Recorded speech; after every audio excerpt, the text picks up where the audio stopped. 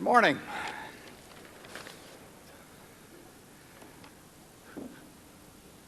Really delighted we can have this many people come out for a meeting. It says something, I think, about the way you regard yourself as owners.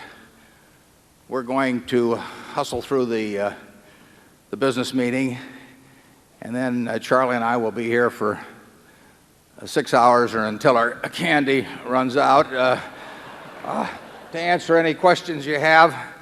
We have people at a number of remote locations, and we have ways of bringing them in for the questions as well. Incidentally, if you hadn't figured it out already, this hyperkinetic bundle of energy here on my left is Charlie Munger, our Vice Chairman.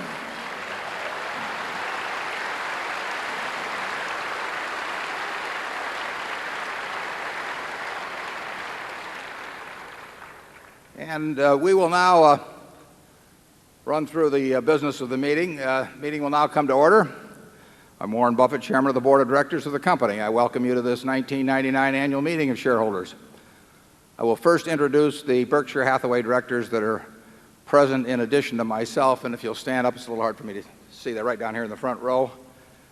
We have Susan T. Buffett. You stand and remain standing, please.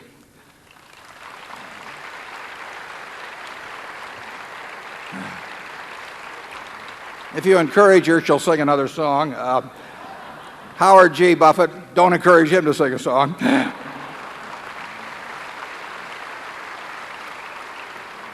Malcolm G. Chase.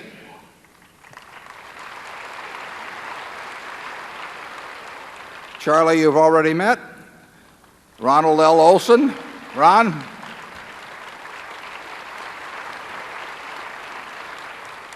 And Walter Scott, Jr.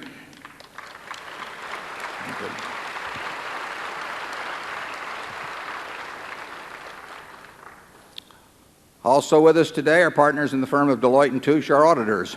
They are available to respond to appropriate questions you might have concerning their firm's audit of the accounts of Berkshire. Mr. Forrest Crutter is Secretary of Berkshire. He will make a written record of the proceedings. Ms. Becky Amick has been appointed Inspector of Elections at this meeting. She will certify to the count of votes cast in the election for directors. The named proxy holders for this meeting are Walter Scott, Jr. and Mark D. Hamburg. Proxy cards have been returned through last Friday, representing 1,133,684 Class A Berkshire shares and 3,485,885 Class B Berkshire shares to be voted by the proxy holders as indicated on the cards. That number of shares represents a quorum, and we will therefore directly proceed with the meeting. We will conduct the business of the meeting and then adjourn the formal meeting. After that, we will entertain questions that you might have. Does the Secretary have a report of the number of Berkshire shares outstanding entitled to vote and represented at the meeting?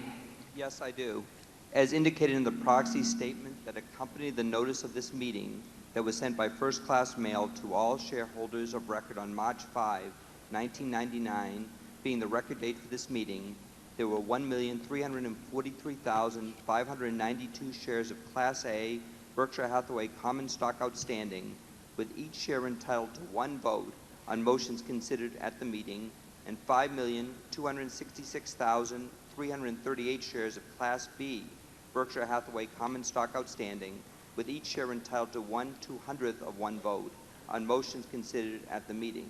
Of that number, 1,133,684 Class A shares and 3,485,885 Class B shares are represented at this meeting by proxies returned through last Friday. Thank you, Forrest. The one item of business of this meeting is to elect directors. If a shareholder is present who wishes to withdraw a proxy previously sent in and vote in person on the election of directors, he or she may do so. Also, if any shareholder that is present has not turned in a proxy and desires a ballot in order to vote in person, you may do so.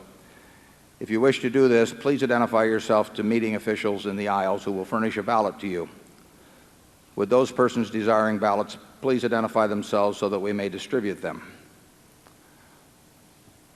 I'd like to make one comment before we proceed to the election of directors, and that's that in the General Re proxy material, material relating to the General Re merger, it was stated that the intention was to have Ron Ferguson, the CEO of General Re, join the board of Berkshire Hathaway, and that offer was extended and still remains open and will remain open for his lifetime and mine at least, for Ron to join the board.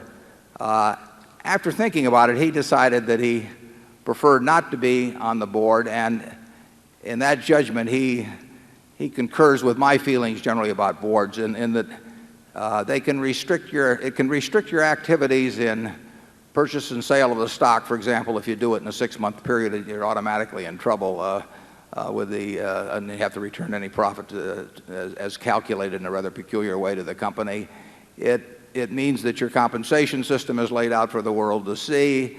There may be some tax restrictions in terms of the deductibility of salary paid. And so Ron notified me a little bit before the proxy material went out that he preferred at least to defer any decision on joining the board. I can tell you that it has cost Berkshire significant money by the fact that Charlie and I have been on various boards, because your hands are tied in many respects. Even if you don't have any knowledge of anything that might be of material plus or minus, the very fact that it might be imputed to you can restrict action significantly. So we make a point of not trying to be on very many boards. Charlie and I have only gone on boards where we have very significant investments by Berkshire, and sometimes those have caused us to take on a job that we didn't intend originally, as that Solomon movie showed. So Ron, the offer is 100% open to Ron at any time, and if he changes his mind in any way, he will be on the board. But that explains the discrepancy between the actions that are being taken this morning and what was described as likely to happen in the proxy material. Now, with that explanation, I would like to recognize Walter Scott, Jr. to place a motion before the meeting with respect to election of directors. Walter? I move that Warren E. Buffett, Susan T. Buffett, Howard G. Buffett, Malcolm G. Chase, Charles T. Munger, Ronald L. Olson, and Walter Scott, Jr. be elected as directors. Is there a second? Somebody should second it. We got a second down there, Susan? Oh, good, okay. It has been moved and seconded that Warren E. Buffett, Susan T. Buffett, Howard G. Buffett, Malcolm G. Chase, Charles T. Munger, Ronald L. Olson, and Walter Scott, Jr. be elected as directors. Are there any other nominations? Long enough? Is there any discussion? Long enough? The nominations are ready to be acted upon. If there are any shareholders voting in person, they should now mark their ballots on the election of directors and allow the ballots to be delivered to the Inspector of Election. Will the proxy holders please also submit to the Inspector of Election a ballot on the election of directors, voting the proxies in accordance with the instructions they have received. Ms. Amick, when you are ready, you may give your report. My report is ready. The ballot of the proxy holders in response to proxies that were received through last Friday cast not less than 1,145,271 votes for each nominee. That number far exceeds a majority of the number of the total votes related to all Class A and Class B shares outstanding. The certification required by Delaware law of the precise count of the votes, including the additional votes to be cast by the proxy holders in response to proxies delivered at this meeting, as well as those cast in person at this meeting, if any, will be given to the Secretary to be placed with the minutes of this meeting. Thank you, Ms. Amick. Warren E. Buffett, Susan T. Buffett, Howard G. Buffett, Malcolm G. Chase, Charles T. Munger, Ronald L. Olson, and Walter Scott, Jr. have been elected as directors. After adjournment of the business meeting, I will respond to questions that you may have that relate to the business of Berkshire, but do not call for any action at this meeting. Does anyone have any further business to come before this meeting before we adjourn? If not, I recognize Mr. Walter Scott, Jr. to place a motion before the meeting. I move this meeting be adjourned. Is there a second? A motion to adjourn has been made and seconded. We will vote by voice. Is there any discussion? If not, all in favor say aye. All opposed say, I'm leaving. No, say no, I'm sorry. Okay, the meeting is adjourned. Now, we'll move forward.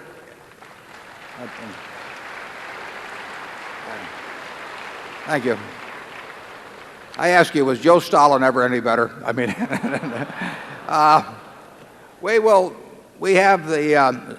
we have this room broken into 8 zones, and then we have 5 more zones from various off-site locations, and we will move in order. We have microphones that you can go to, and we have a monitor at each microphone that will line people up. We will rotate around the 13 zones. There's just one question per person. I would ask that you identify yourself and state where you're from. Now, you have to be a little careful on that, because a lot of people will say that, who really aren't, will say that they're from Nebraska for status reasons. But if you get beyond that, we will try to identify where everybody is from, and we'll start off in Zone 1, which is on the right here at the front. My name's Tim Spear, and I'm from Hertfordshire, England. I was thinking, in Ben Graham's book, The Intelligent Investor, he spends the first couple of chapters discussing the level of the market and whether it was safe for investment. I was wondering what he'd think of the market today. Well, we don't, Charlie and I don't think about the market, and Ben didn't very much. I think he made a mistake to occasionally try and place a value on it. We look at individual businesses, and we don't think of stocks as little items that wiggle around in the paper and that have charts attached to them.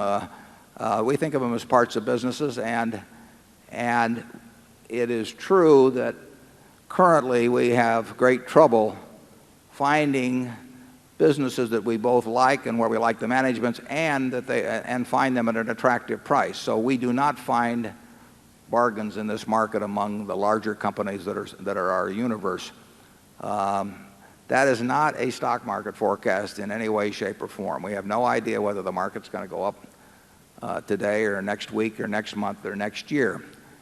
We do know that we will only buy things that we think make sense in terms of the value that we receive for Berkshire. And when we can't find things, the money piles up. And when we do find things, we pile in.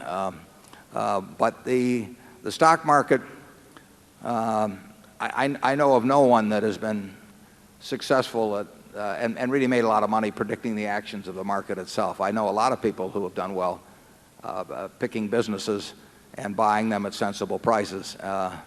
And that's what we're hoping to do. Charlie? How could you say it any better? Yeah, but the question is whether you can say it better, Charlie. Okay, we'll go to Zone 2. That may be all you hear from him today. Get used to it. Good morning. Morning. David Winters, Mountain Lakes, New Jersey.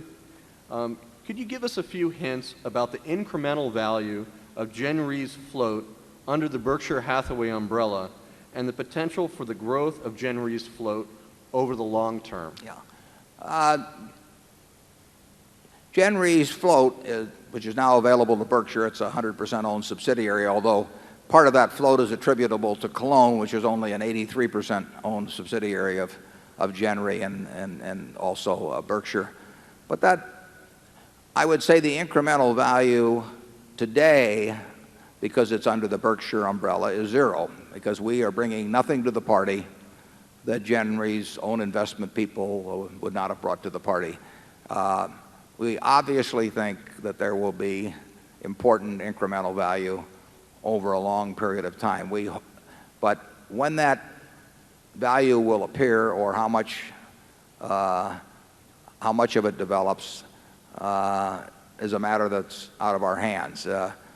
We right now have close to $24 billion in total invested assets at Gen Re and Cologne. Like I say, 83% of the Cologne part is ours and 17% belongs to somebody else.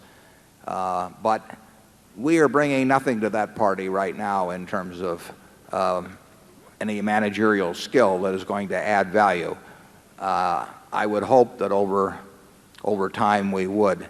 The second question as to the growth of float, the growth of float at General Re and Cologne will certainly be very slow in the short term.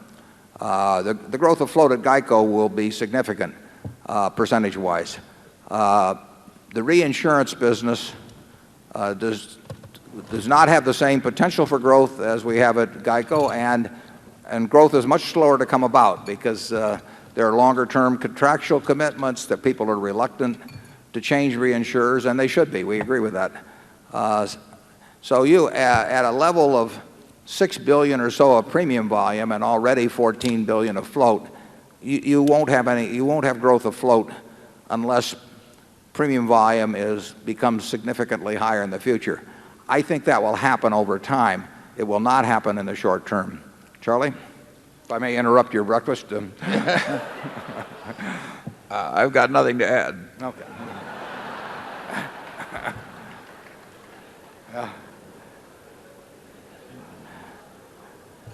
Zone 3.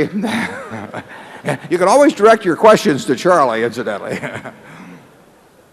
Good morning, Mr. Buffett and Mr. Munger. Thank you for hosting another wonderful weekend. My name is Che Wei Wu. I'm a proud shareholder from right here in Omaha. One of the most interesting financial news developments this previous year was the near collapse of the hedge fund long-term capital. I'd like to get your thoughts and Mr. Munger's thoughts about how these private partnerships operate, what your thoughts about the long-term capital deal, and also the Fed's intervention to save it. Yeah, in that movie you saw, the time when Yellowstone was, when Old Faithful was performing in the background, and Bill was trying to get me to watch that while I was on the phone. A lot of that trip was spent talking to New York about making a bid for what we'll call LTCM, long-term capital management. And the caption on that photo is, incidentally, is known as the geezer and the geyser. And we started in Alaska, and we were going down these canyons in a boat, and the captain saying, now, let's go over there and look at the sea lions. And I say, let's stay right where we are, where we've got a satellite channel, because I was trying to talk on the phone all the time. Charlie was in Hawaii, and we never did get a chance to talk during that whole period. I didn't want to bother him with a little thing like a bid for $100 billion plus of securities, and I couldn't find him. So we were in an awkward place to pursue that. I think it's possible that if I'd been in New York, or Charlie had been in New York during that period, that our bid might have been accepted. There was just a report published within the last 3 or 4 days by a special committee representing the SEC, the Fed, I think the Treasury, and the CFTC. I think I'm right on those 4. And it describes just a tiny bit of the events leading to the bid. It referred on page 14, I remember it talked about our transaction unraveling. It didn't unravel from our side. I mean, we made a firm bid for $100 billion plus of balance sheet assets and many hundreds of billions, in fact, over $1 trillion of derivative contracts. And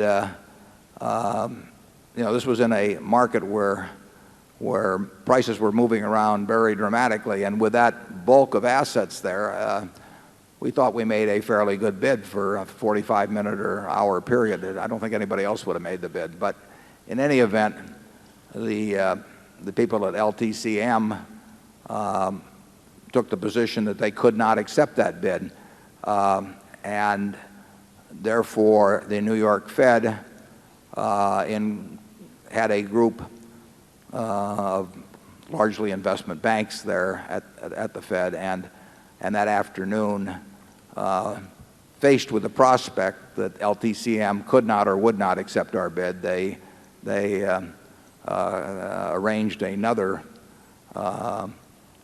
takeover arrangement where additional money was put in. It's interesting, if you read that report, which is put together by these 4 very eminent bodies, and I think on the first page it says that the first so-called hedge fund, which is the term generally applied to entities like LTCM, first hedge fund was set up in 1949. And I probably read that or heard that 50 times in the last particularly in the last year. And of course, that's not true at all.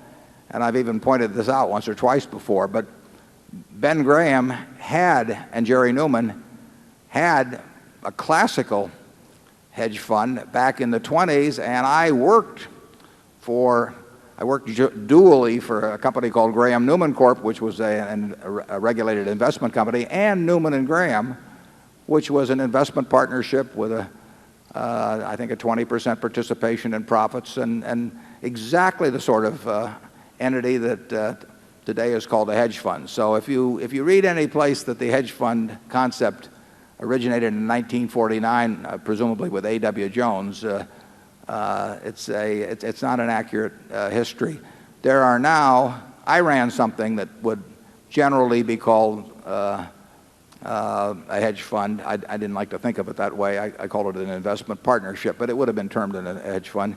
Charlie ran one from about, 1963 to mid-70s or thereabouts. And they have proliferated in a big way. Did he blink? There are now hundreds of them. And of course, it's very enticing to any money manager to run, because if you do well, or even if you don't do so well, but the market does well, you can make a lot of money running one. This report that just came out has really nothing particularly harsh to say about the operation. So I think you will see hundreds and hundreds and hundreds of hedge funds. I think the current issue of Barron's may have a recap of how a large group did in the first quarter. And there's a lot of money in those funds, and there's a huge incentive to form them, and there's a huge incentive to go out and attract more money if you run one. And when that condition exists in Wall Street, you can be sure that they won't wither away. Charlie? Yeah, what was interesting about that one is how talented the people were, and yet they got in so much trouble.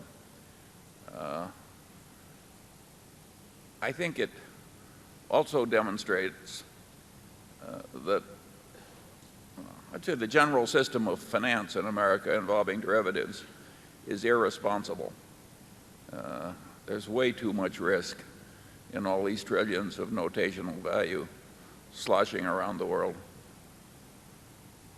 There's no clearing system as there is in a commodities market, and I don't think it's the last convulsion we're going to see in the derivatives game. It's fascinating in that you had 16 extremely bright people at the top of that. The average IQ would probably be as higher than any organization you could find among their top 16 people. They individually had decades of experience and collectively had centuries of experience in operating in the sort of securities in which the LTCM was invested.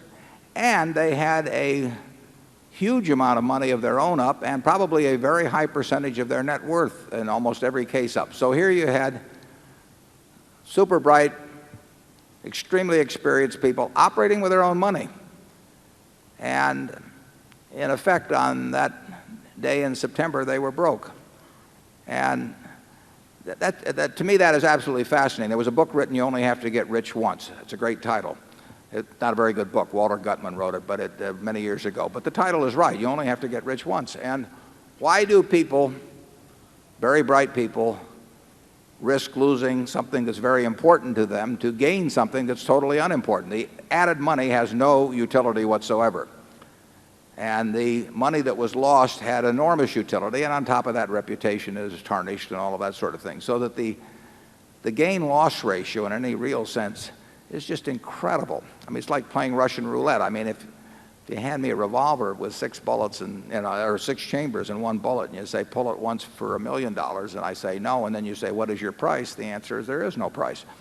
And there shouldn't be any price on taking the risk when you're already rich, particularly of failure and embarrassment and all of that sort of thing. But people repeatedly do it, and they do it whenever a really bright person goes broke that has a lot of money, it's because of leverage. You basically can't, it'd be almost impossible to go broke without borrowed money being in the equation. And as you know, at Berkshire, we've never used any real amount of borrowed money. Now, if we'd used somewhat more, we'd be really rich. But if we'd used a whole lot more, we might have gotten in trouble sometimes. And there's no upside to it. What's 2 percentage points more, in a given year or that year, and run the risk of real failure. But very bright people do it, and they do it consistently, and they will continue to do it. And as long as explosive type instruments are out there, they will gravitate toward them, and particularly people will gravitate toward them who have very little to lose but are operating with other people's money. One of the things, for example, in the LTCM case, and Charlie mentioned it in terms of derivatives, in effect there were ways found to get around and they were legal obviously, to get around the margin requirements, because risk arbitrage is a business that Charlie and I have been in for 40 years in one form or another, and normally that means putting up the money to buy the stock on the long side and then shorting something against it where you expect a merger or something to happen. But through derivatives, people have found out how to do that, essentially putting up no money just by writing a derivative contract on both sides. And there are margin requirements, as you know, that the Fed promulgates that I believe still call for 50% equity on stock purchases. But those requirements do not apply if you arrange the transaction in derivative form, so that these billions of dollars of positions in equities essentially were being financed 100% by the people who wrote the derivative contracts, and that leads to trouble. It does, 99% of the time it works, but 83 1/3% of the time it works to play Russian roulette with one bullet in there and 6 chambers. But neither 83 1/3% or 99% is good enough when there is no gain to offset the risk of loss.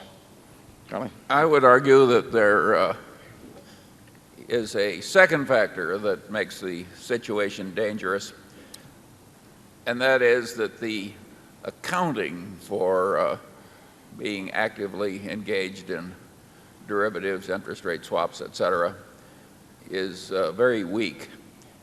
I think the Morgan Bank was the last holdout, and they finally flipped to a lenient standard of accounting that's favored by people who are sharing in the profits from trading derivatives, and naturally they like liberal accounting.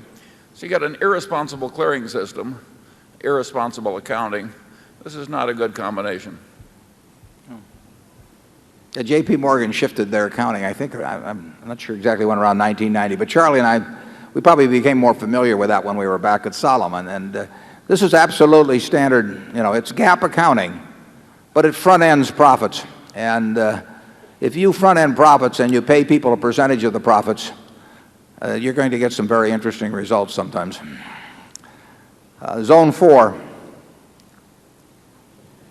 Hi, Dan Kurz from Bonita Springs, Florida. You've given many clues to investors to help them calculate Berkshire's intrinsic value. I've attempted to calculate the intrinsic value of Berkshire using the discounted present value of its total look-through earnings. I've taken Berkshire's total look-through earnings and adjusted them for normalized earnings at Geico, the SuperCat business, and General Re. Then I've assumed that Berkshire's total look-through earnings will grow at 15% per annum on average for 10 years, 10 years per annum for years 11 through 20, and that earnings stop growing after year 20, resulting in a coupon equaling year 20 earnings from the 21st year onward. Lastly, I've discounted those estimated earnings stream at 10% to get an estimate of Berkshire's intrinsic value.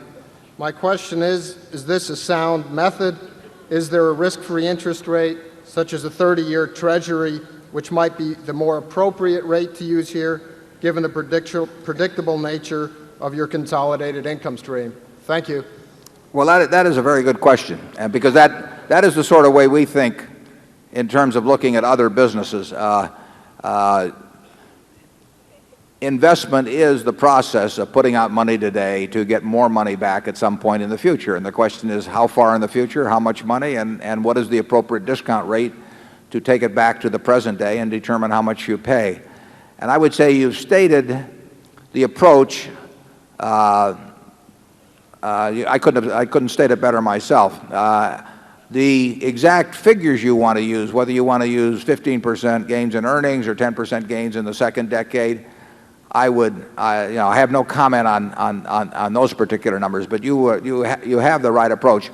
We would probably use a lower discount factor in evaluating any business now under present day interest rates. Now, that doesn't mean we would pay that figure once we use that discount number, but we would use that to establish comparability across investment alternatives. So if we were looking at 50 companies and making the sort of calculation that you just talked about, we would probably use the long-term government rate to discount it back, but we wouldn't pay that number after we discounted it back. We would look for appropriate discounts from that figure. But it doesn't really make any difference whether you use a higher figure and then look across them, or use our figure and look for the biggest discount. You've got the right approach, and then all you have to do is stick in the right numbers. And you mentioned in terms of our clues, we try to give you all of the information that we would find useful ourselves in evaluating Berkshire's intrinsic value. In our reports, I can't think of anything we leave out that if Charlie and I had been away for a year and we were trying to figure out, look at the situation fresh, evaluate things, there's nothing,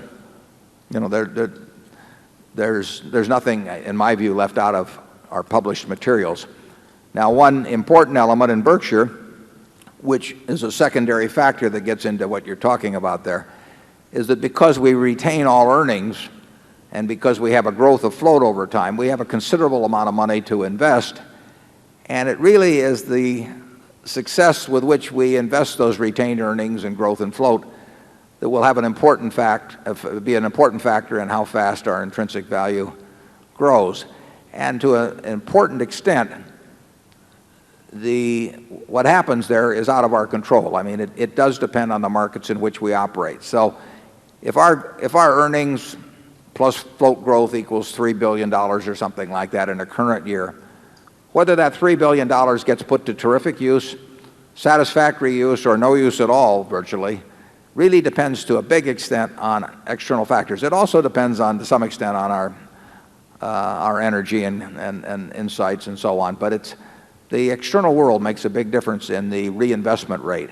And, your guess is as good as ours on that. But if we run into favorable external circumstances, your calculation of intrinsic value would result in a higher number than if we run into the kind of circumstances that we've had the last 12 months. Charlie? Yeah, for many decades around here, we've had roughly 100%, more than 100% of book net worth in marketable securities, and had a lot of wonderful wholly owned subsidiaries to boot. And we've always had a very attractive place to put new money in as we generate it. Well, we still got the wonderful businesses, but we're having trouble with the new money. So it's not trouble really to have a pile of lovely money. This is not. I don't think there should be tears in the house. Have you ever run into any unlovely money, Charlie? Zone 5.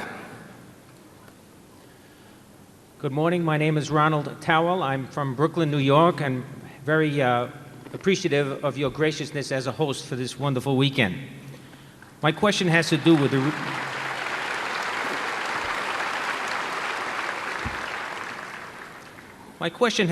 retailing industry, particularly the department stores and mass merchants. My question has two parts.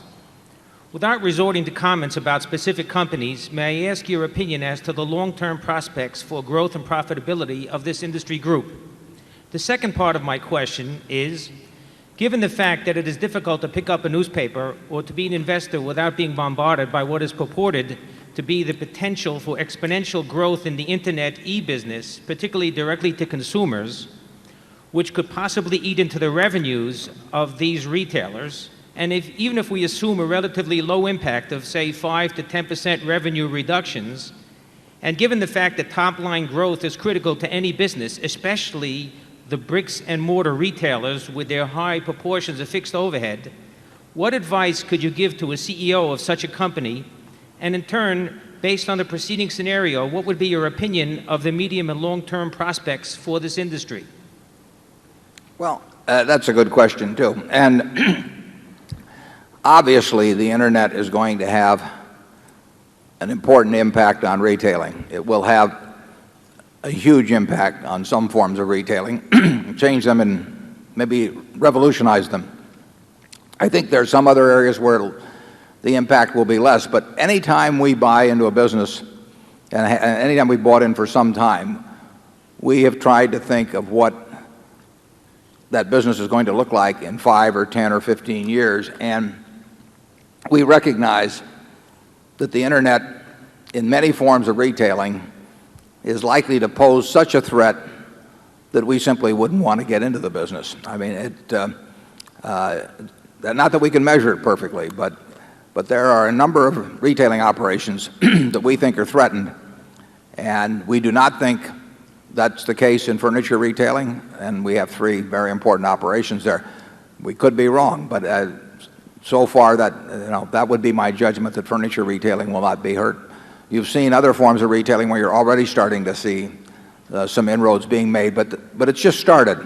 The Internet is going to be a huge force in many arenas, but it'll certainly be a huge force in retailing. Now, it may benefit us in certain areas. I would expect the Internet to benefit Borsheims in a very big way, and you noticed in the movie that we talked about Borsheims.com coming online in May. There's something up there now, but you'll see a new format within a month or so. Now, you might say in jewelry retailing, with millions of things that you can click onto, 10 years from now, who is going to be important in terms of online retailing of jewelry? I would argue that 2 firms have an enormous advantage going in. I would argue that Tiffany has such an advantage. We don't own any Tiffany, but I would say that because of their name, brand names are going to mean very, very much when you have literally, thousands and thousands of choices. People they have to trust somebody. And I think that Tiffany has a name that people would trust. And I think Borsheims has a name that people would trust. And Borsheims sells jewelry a whole lot cheaper than Tiffany. So I would say that people who are price conscious but also want to deal with a jeweler that they trust implicitly will find their way to Borsheims in increasing numbers over the Internet. And I would say that people that like the blue box, are going to find their way to Tiffany's over time, and they'll pay more money. But I don't see them going for brand X in buying fine jewelry over the Internet. So I think that with the brand that Borsheims has, and with careful nurturing of that brand, I would say that the Internet offers Borsheims a chance to have the advantage in cost that comes from a huge one-store location, and yet also go into the homes of people in every part of the world. And that kind of a company should prosper. There are other of our companies I worry about. I can worry about them being hurt in various ways. Geico is going to be a big beneficiary of the Internet. We already are developing substantial business through it. But if I were to buy into any retailing business, whether I was buying the stock of it or buying the whole business, I would think very hard about what people are going to be trying to do to that business through the Internet. And it affects real estate that is dedicated to retailing. If you substitute 5% of the retail volume via the Internet, where real estate is essentially free, you can have a store in every town in the world through the Internet without having any rental expense. So I would give a lot of thought to that if I were owning a lot of retail rental space. Charlie? Well, I think it is tricky predicting that technological change either will or won't destroy some business. When I was young, the department stores had a bunch of sort of monopolistic advantages. A, they were downtown where the streetcar lines met. B, they had sort of a monopoly on extending revolving credit. And D, they had one-stop shopping in all kinds of weather, and nobody else did. And they lost all three of those advantages, and yet they've done well, a lot of them, for many decades since. At other times, you get a change and you just get destroyed. Our trading stamp business was destroyed by changes in the economic world, and our World Book business has been seriously hurt by the personal computer and the CD-ROM and so forth. I agree it's a big risk, but it's not easy to make predictions in which you have great confidence. Yeah, if you go down to 16th and Farnham here, where the streetcar tracks used to cross, that was the best real estate in town, and people signed 100-year, 50-year leases on it, and it looked like there was nothing more safe because they weren't going to move the streetcar lines. The only thing was that they moved the streetcars. They just took and converted them into junk. And it seemed very permanent. But the advantage of the big department store, the Marshall Field in Chicago or the Macy's in New York, was this incredible breadth of merchandise. You could go and you could find 300 different types of spools of thread, or 500 different, you could see 500 different wedding dresses or whatever. And you had these 1 million square foot and even 2 million square foot downtown stores, and they were these huge emporiums. And then the shopping center came along, and of course the shopping center created, in effect, a store of many stores. And so you had millions of square feet now, but you still had this incredible variety being offered. The internet becomes a store in your computer, and it has an incredible variety of offerings too. Some of them don't lend themselves very well, it seems to me, to retailing, and others do. But Charlie's right. It's hard to predict exactly how it will turn out. I would expect automobile retailing to change in some important ways, and in very significant part influenced by the internet. But I can't predict exactly how that'll happen. But I don't think it'll look the same 10 or 15 years from now. Zone 6. Ben Knoll, and I'm from Minneapolis, although I'd like to enhance my status by noting that I was born and raised in Lincoln. You just moved up. Like many others, I read Alice Schroeder's analysis of Berkshire Hathaway with great interest this last year, and she described her analysis as a toolkit for investors. And I'm wondering if you see any substantial flaws in any of her toolkit, and in particular the float-based valuation model that she put together. What are your views on that? Well, I don't want to comment on valuation, but I can tell you that Alice is a first-class and serious analyst who spent a lot of time on Berkshire and probably produced the first comprehensive report, at least it's been widely circulated in the history of Berkshire. It's kind of interesting that we got to $100 billion of market value before anybody really published a report about the company. But Alice understands the insurance business very well. She's an accountant by background, and so she understands numbers, and she did a lot of work on the report. And I do recommend it to you as a toolkit. I make no comment at all about valuation. Charlie? Nothing to add. Zone 7. Hello, I'm Martin Wiegand from Chevy Chase, Maryland. I want to thank you for the hospitality this weekend and the wisdom you share with us each year in your annual reports. As a small businessman, one of the trickiest jobs I have is dividing up the profits of our business between the employees who generate them. Would you comment and share your thoughts on how you divide up the profits of the Berkshire Hathaway subsidiaries with the employees who generate them? And the follow-up is, Mr. Munger, do you have any suggested reading on that subject?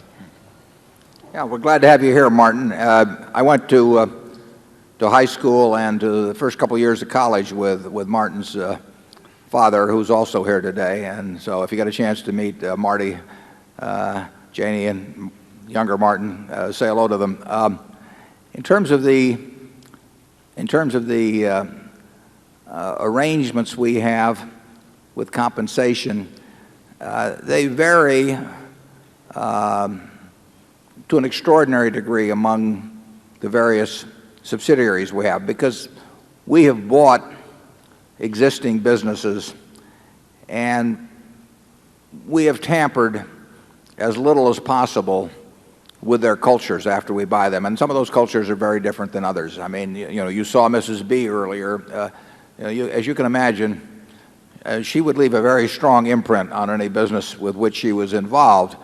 And we have a number of very talented managers who have worked out the systems that they believe to be best for their companies. Now, it is true that if there's a stock option plan at a company, we will substitute a plan that is performance-based, which ties much more clearly to the performance of the business than any option plan could.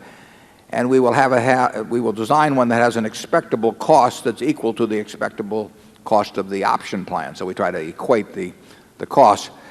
We try to make it much more sensible from both the owner's standpoint and the employee's standpoint in terms of the way it pays off based on how that business performs. You probably read in our annual report how we have put an across-the-board plan at GEICO that ties with our objectives. But basically that was Tony Nicely's work in terms of developing that plan. I mean, he and I thought alike about what counted, and he developed a compensation grid that applied to everybody in the whole place based on achieving the objectives that he felt were important and that we felt were important. You will find, if you go to any Berkshire subsidiary, you'll probably find that they have a compensation plan that's quite similar, with the exception of options, to the plan that they had before we bought the operation. They have successful businesses, and people get there different ways. Some people bat left-handed, some people bat right-handed. Some people stand deep in the batter's box, some crowd the plate. They all have different styles. And the styles of our managers have proven successful in their own businesses. We keep the same managers, so we don't try and superimpose any system from above, with the exception of what I've mentioned. We do like the idea of paying for performance. I mean, it's kind of a fundamental tenet. Everybody says they like that, but then they design systems that pay off no matter what happens in many cases, and we've been reluctant to do that. Charlie? Yeah, I think it's important for the shareholders to realize that we are probably more decentralized in terms of personnel practices than any company of our size or bigger in America. We don't have a headquarters culture that's forced on the operating businesses. The operating businesses have their own cultures, and I think in every case I can think of, it's a wonderful culture, and we just leave them alone. It comes naturally to me. Charlie says we don't have a headquarters culture. Sometimes people think we don't have a headquarters. We have no human relations department at Berkshire. We have no legal department. We have no investor relations. We have no public relations. We don't have any of that sort of thing. We've got a bunch of all-stars, as we put on the screen, out there running businesses. And we ask them to mail the money to Omaha. But we'll even give them a stamp if they request it. But beyond that, we don't really go. It would be foolish. And what is interesting to me is how I had a lot of preconceived ideas of what motivates people when I started out in business. But you can find certain organizations that resist paying stars on an individual basis. They like to think of themselves as a team, and they'd rather have a team concept of payment. And you can see others where they're much more individually oriented. Actually, Charlie can probably tell you about that in terms of law firms. I mean, some law firms have a culture that is much more star oriented than others, and you've seen successes in both places, haven't you, Charlie? Absolutely. Yeah. Okay.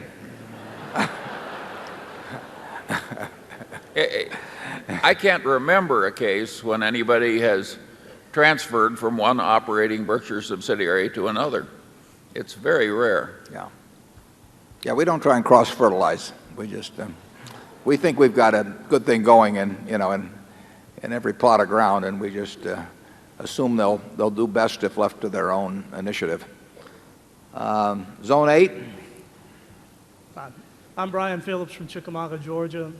And my question is, with regards to an insurance company, if you can use the float for cheap financing, why would you issue a fairly priced bond?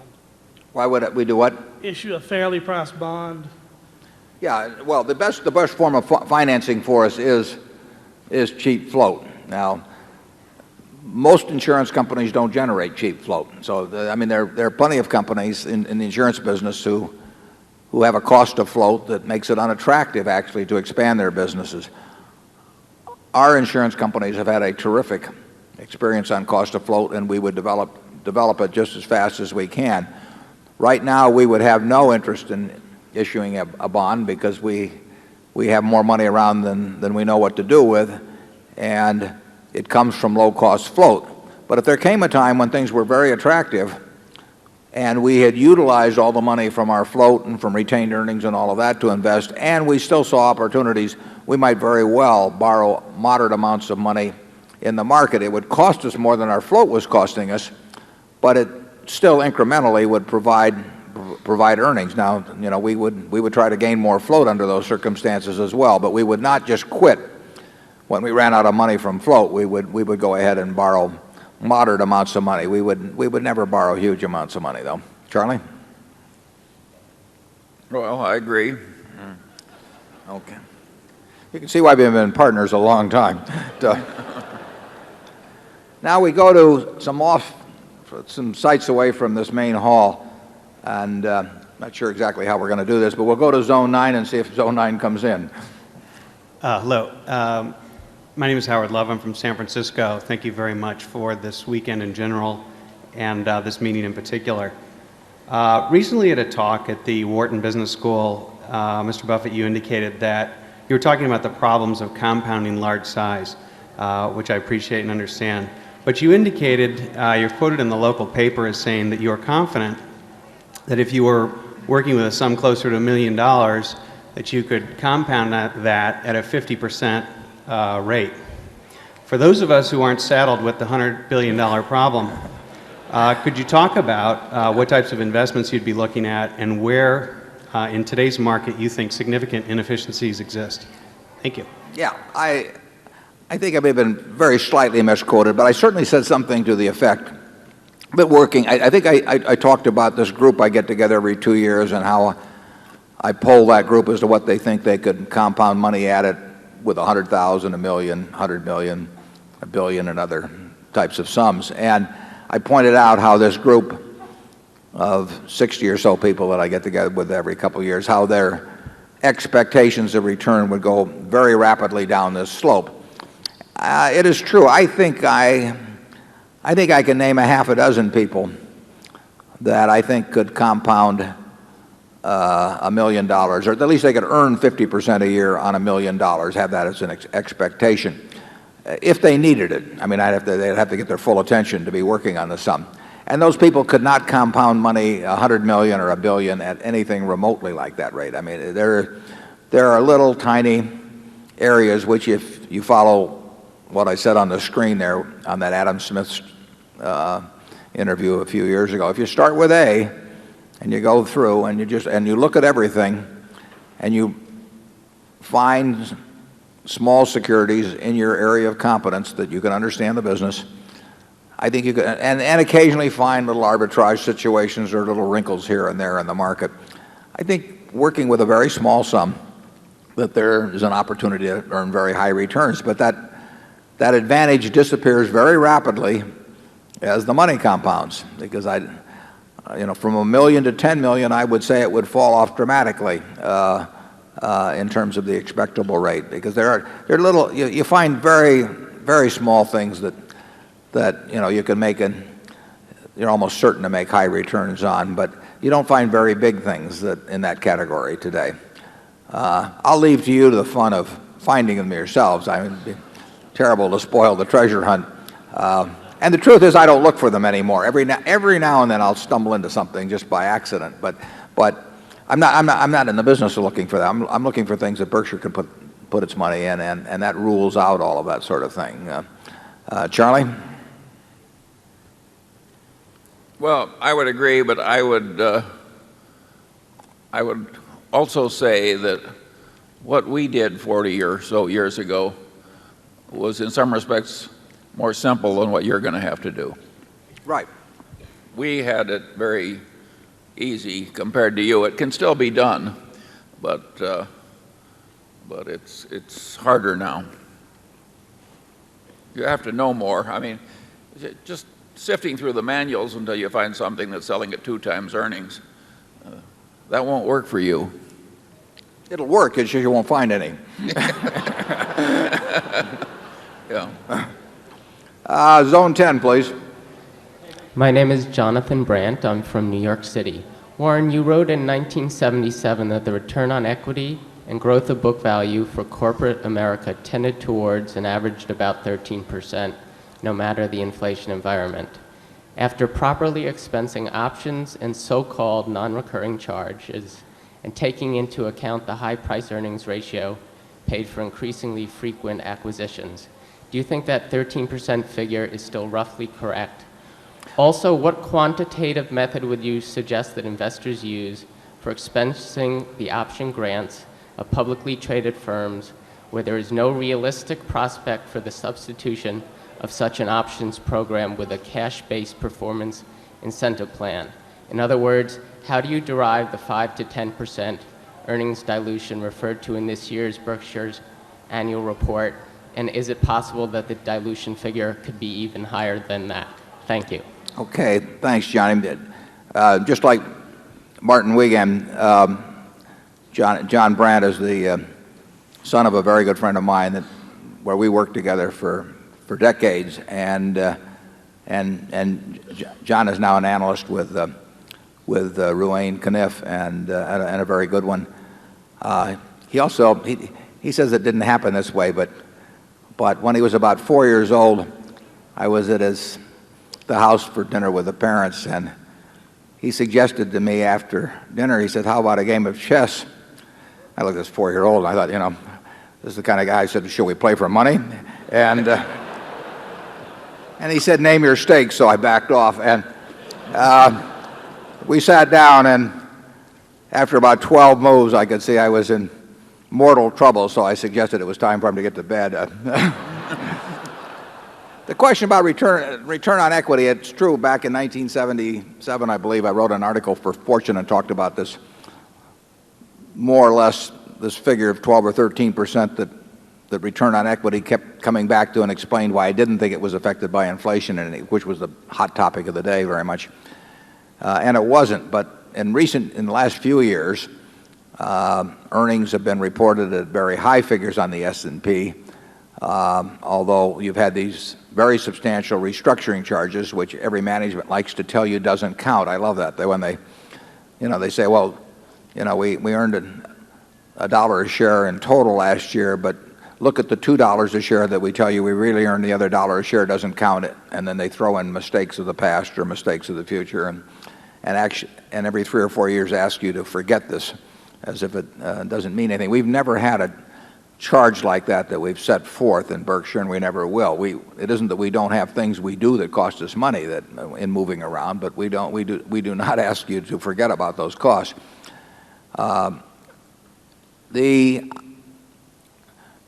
report, even allowing for options costs and restructuring charge and everything, return on equity has been surprisingly high in the last few years. And there's a real question in a capitalistic society whether, if long-term rates are 5.5%, whether return on equity can be across the board some number like 18 or 20%. There are an awful lot of companies out there that are implicitly promising you, either by what they say their growth in earnings will be or various other ways, that they're going to earn at these rates of 20% plus. And I'm dubious about those claims, but we will see. And the question about how we charge for stock options is very simple. we look at what a company issues in options over, say, a 5-year period, and divide by 5 because the grants are irregular, or whatever's, if there's some reason why that seems inappropriate, we might use something else. But we try to figure out what the average option issuance is going to be. And then we say to ourselves, how much could the company have received for those options if they'd sold them as warrants to the public? I mean, they can sell me options on any company in the world. I'll pay some price for an option on anything.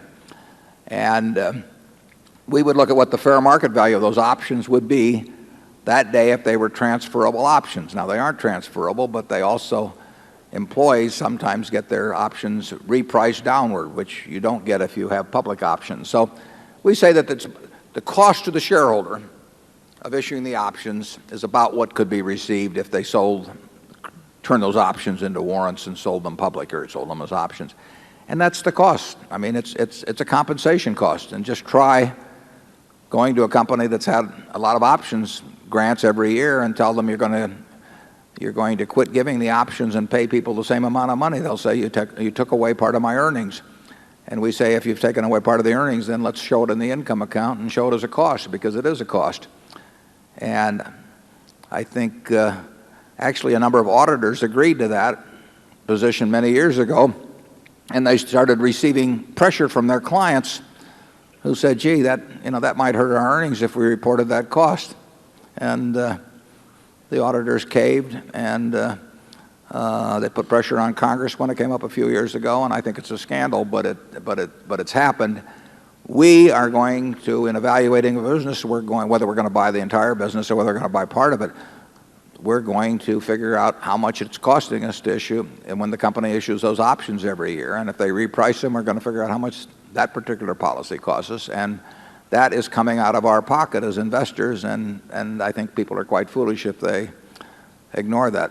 I don't think it's going to change. It's too much in corporate America's interest to keep it out of the income account and keep issuing more and more options percentage-wise and not have it hit the income account, and to reprice when stocks go down. But that doesn't make it right. Charlie? Yeah, I go so far as to say it's fundamentally wrong not to have rational, honest accounting in big American corporations. And it's very important not to let little corruptions start because they become big corruptions, and then you have vested interests that fight to perpetuate them. Surely there are a lot of wonderful companies that issue stock options, and the stock options go to a lot of wonderful employees that are really earning them. But all that said, the accounting in America is corrupt, and it is not a good idea to have corrupt accounting. You can see the problem of the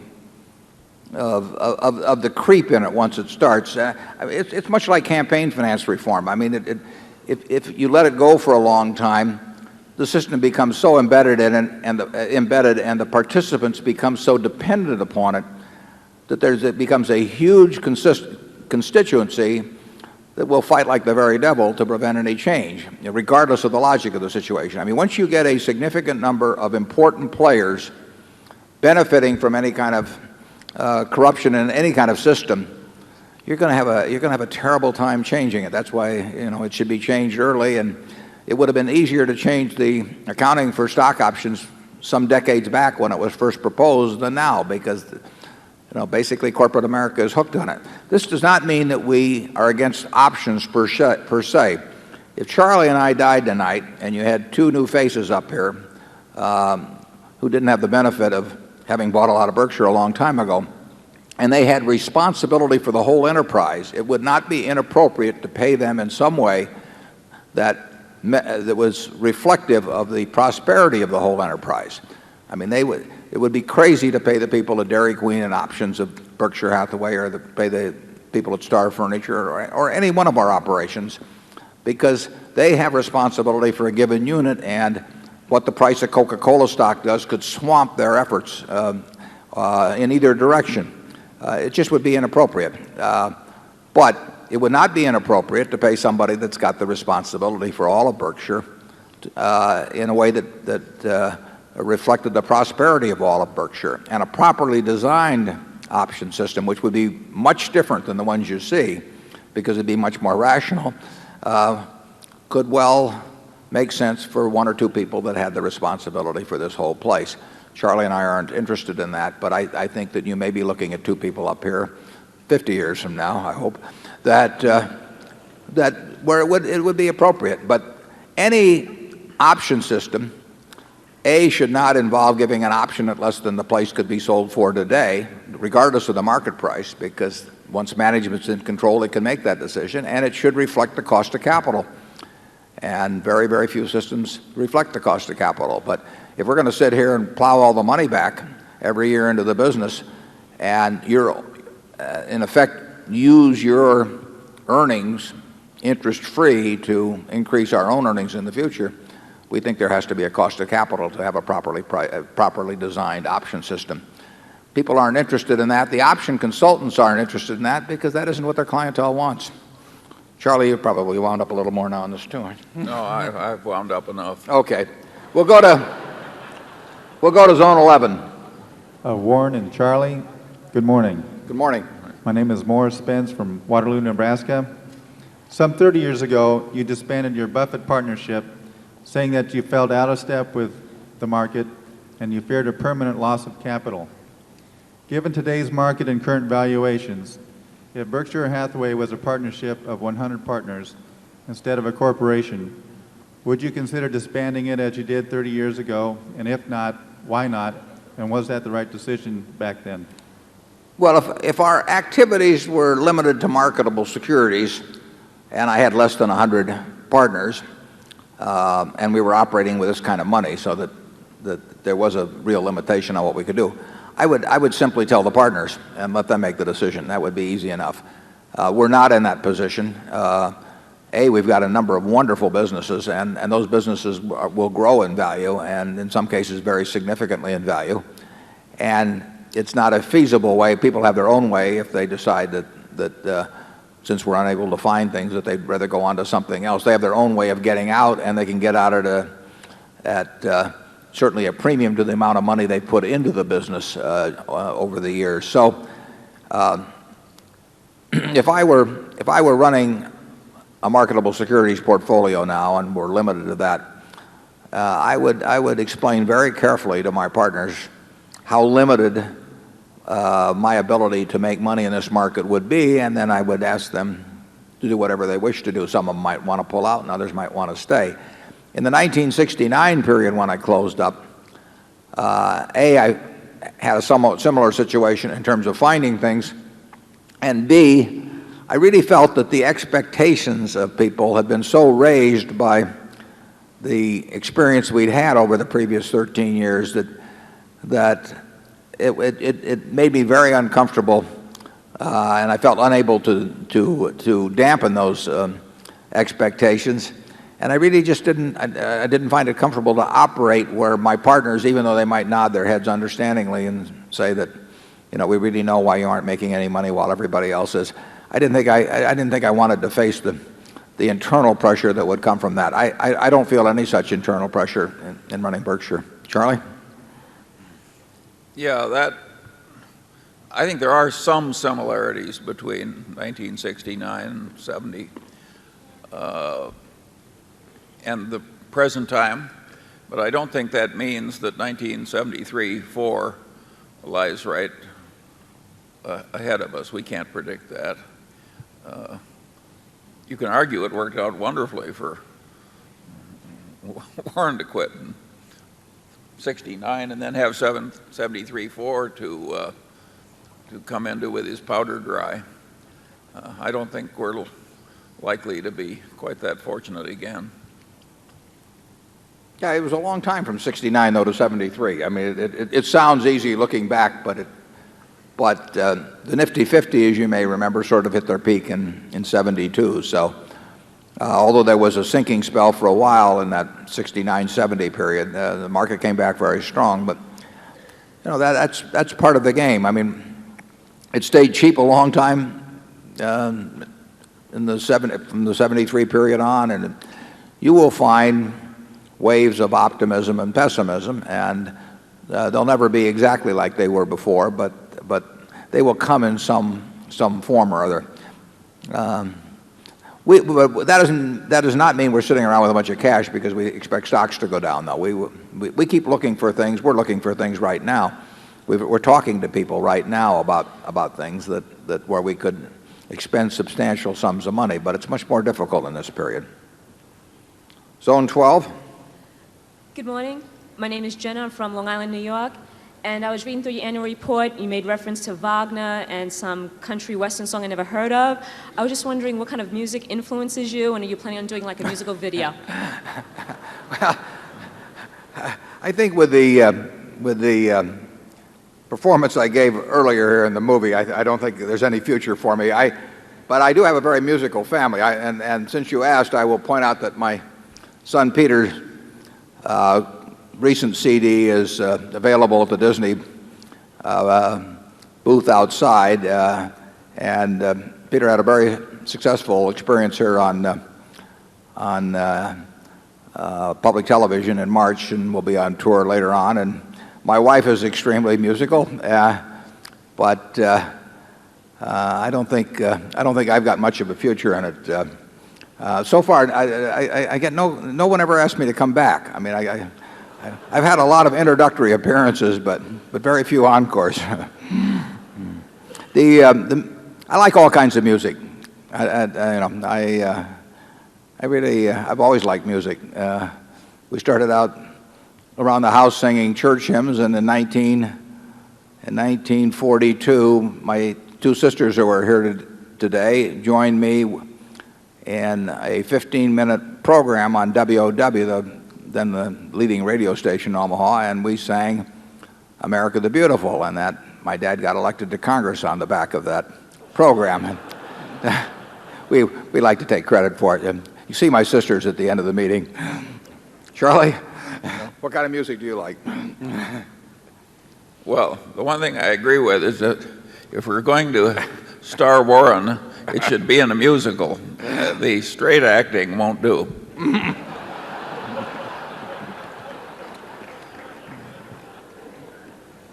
It took me an hour to get that bald for Annie, incidentally. It takes a long time to get bald. Dressing room. Zone 13, please. Good morning, Mr. Buffett and Mr. Munger. My name is Jack Sutton from Brooklyn, New York. Thank you for hosting today's meeting. With reference to communication stocks, because of the growth of cellular communications and the internet, certain stocks hold the prospect of substantially above average revenue and earnings growth. AT&T and Nokia, as an example, earn respectable margins and return on common equity, and would seem to fit Berkshire's criteria from a financial perspective. Has Berkshire reviewed stocks in the area of communications, and would you consider an investment in this area at some time in the future? Yeah, there's certainly no question that amazing things have happened in communications. It's interesting that you mentioned AT&T, because AT&T's return on equity over the last 15 years has been very, very poor. Now, they've had special charges time after time and said don't count this, but the overall return on equity, if you calculate it for AT&T for the last 15 years, it's not been good at all. They were the leader in the field, but so far what has happened has hurt them, at least relative to their competition, far more than it's helped them. We have a fellow on our board, Walter Scott, who's right here in the front row, if I can't quite see him, but who knows a lot more about this. He used to try to explain to me these changes that were taking place. We'd ride down to football games on Saturday, and Walter would patiently explain to me, like he was talking to a sixth grader, what was going to happen in communications, and the problem was that he had a fourth grader in the car with him, namely me. So I never got it, but Walter did, and he's done very well in MFS and Level 3, and I think for people who understand it and are reasonably early, there could very well be substantial money to be made. There's been an awful lot of money made in this town of Omaha by people who have participated in this, but I'm not one of them, and I have no insights that I bring to that game that I think are in any way superior and in probably many cases not even equal to those of other participants. There's a lot of difference between making money and spotting a wonderful industry.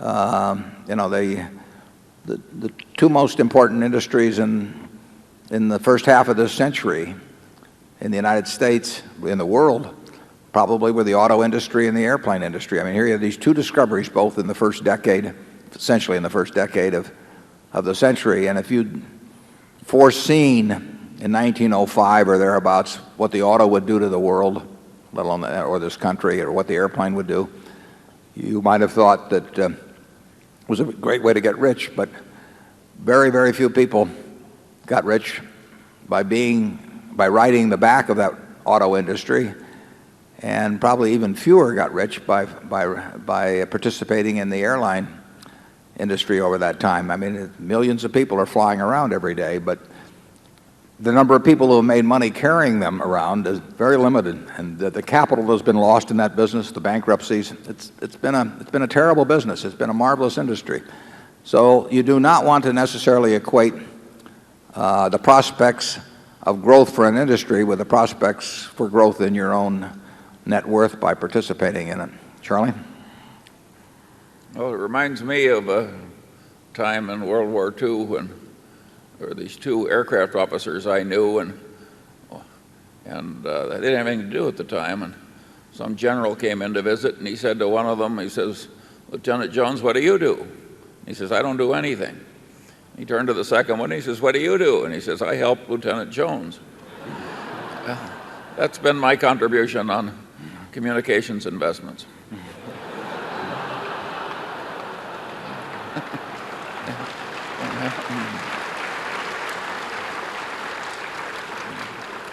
You can address me as Lieutenant Jones for the rest of the meeting. Yeah. Incidentally, some people have thanked us for providing this meeting. I want to thank you because the quality of I think we have the best shareholders meeting in the country, and the quality of the meeting is absolutely in direct proportion to the quality of the shareholders. We would have nothing without this participation, and I really thank you. It's a big effort to come here for a lot of you, and I thank you for that.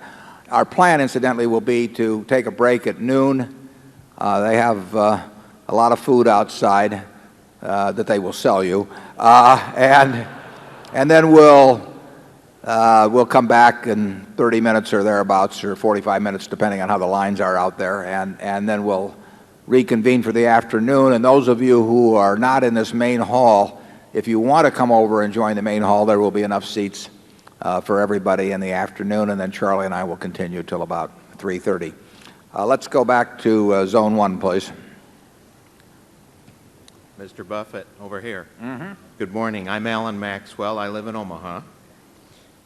When you walk down the street, heads turn to watch you. Do you ever get tired of being Warren Buffett? If you could come back again, would you want to be Warren Buffett? I think I'd probably want to be Mrs. B. She made it to 104, so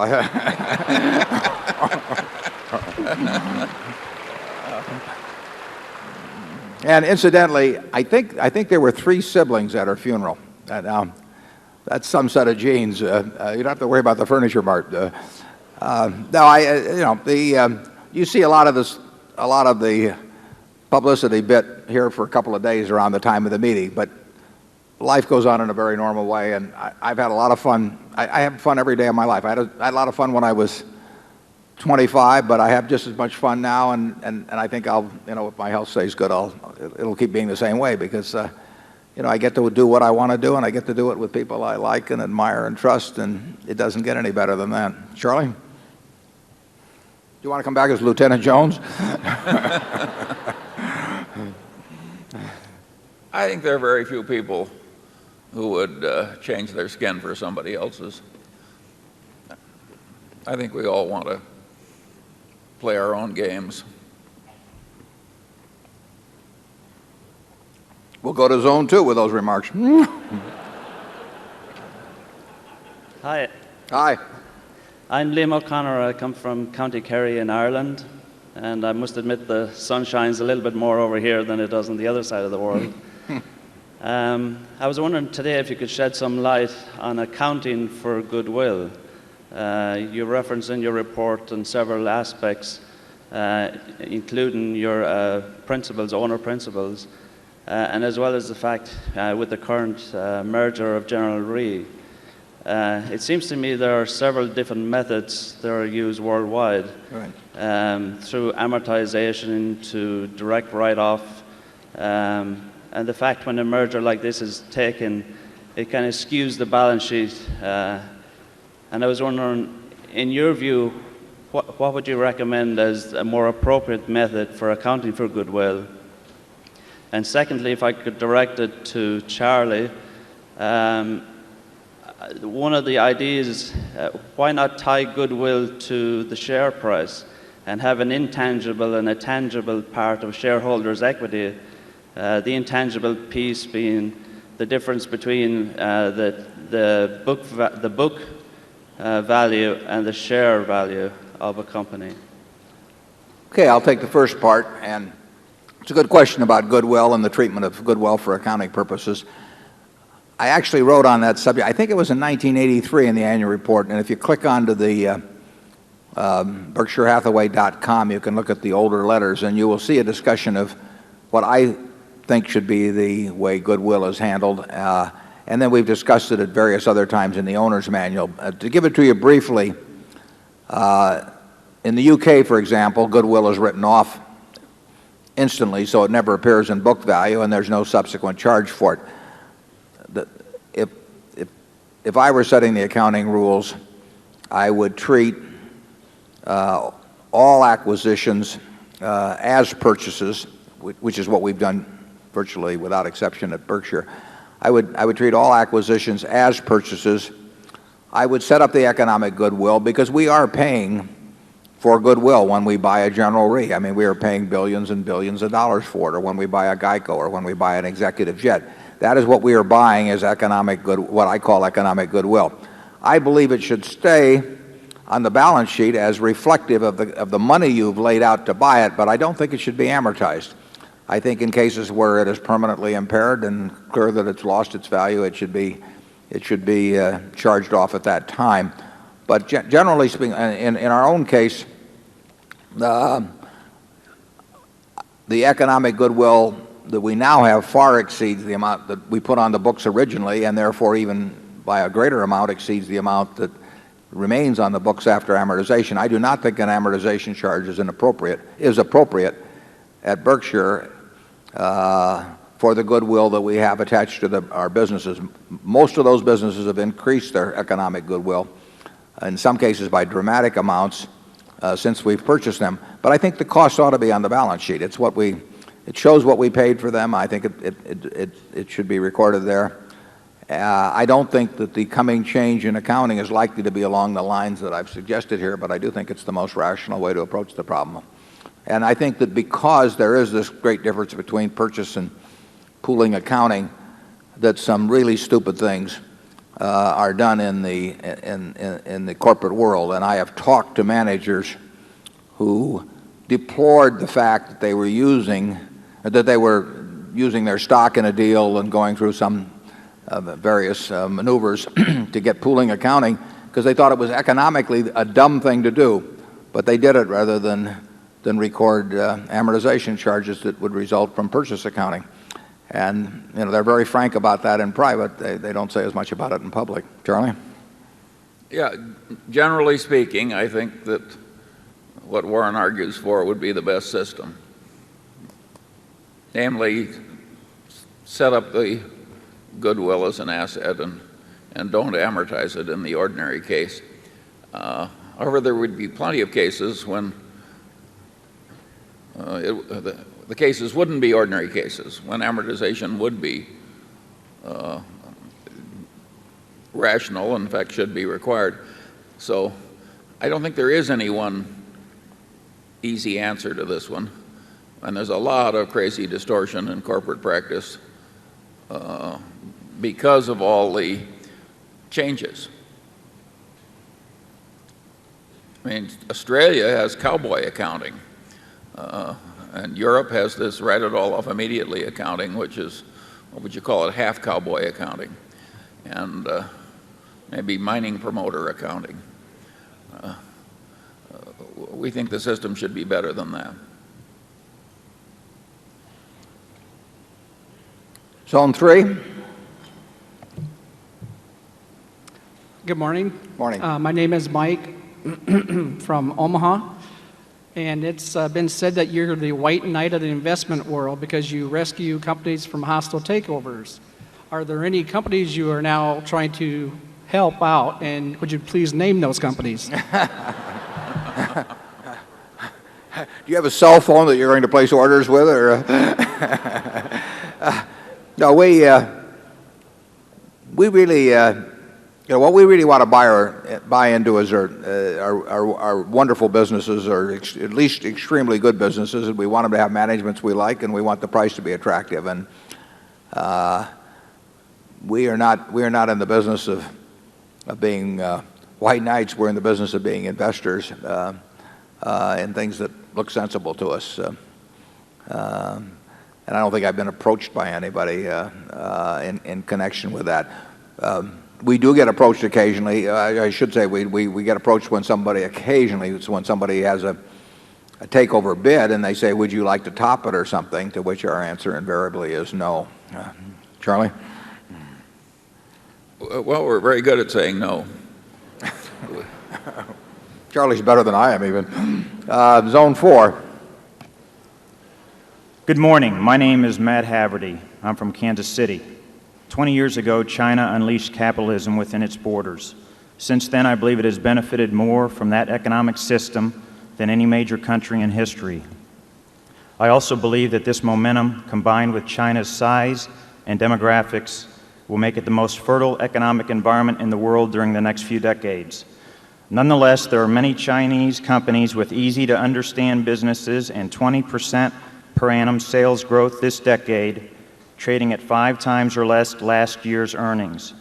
What is your assessment of the risk-reward of investing directly in Chinese companies?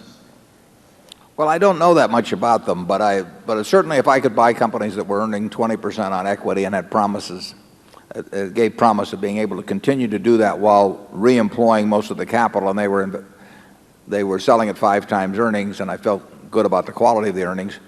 I would say that would have to be an interesting field. My guess is that it's not a large enough field in terms of the ones that meet those tests you named for Berkshire to profitably participate. And whether you could buy all of those companies from the U.S., I think there could well be a lot of problems in that. But I would say anytime you can buy good businesses, really good businesses, which we define as businesses earn high returns on capital at 5 times earnings, and you believe in the quality of the earnings, and they can re-employ a significant portion of those earnings additionally at the 20% rate, you will make a lot of money if you're right in your assessment on that. Charlie? Yeah, I don't know much about China.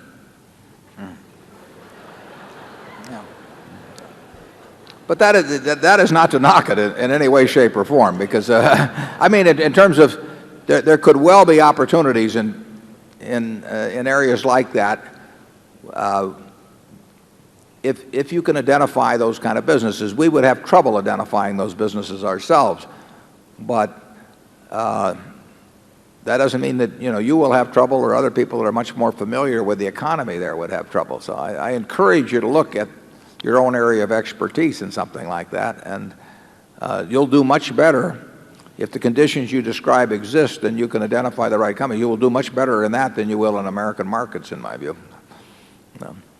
Zone 5.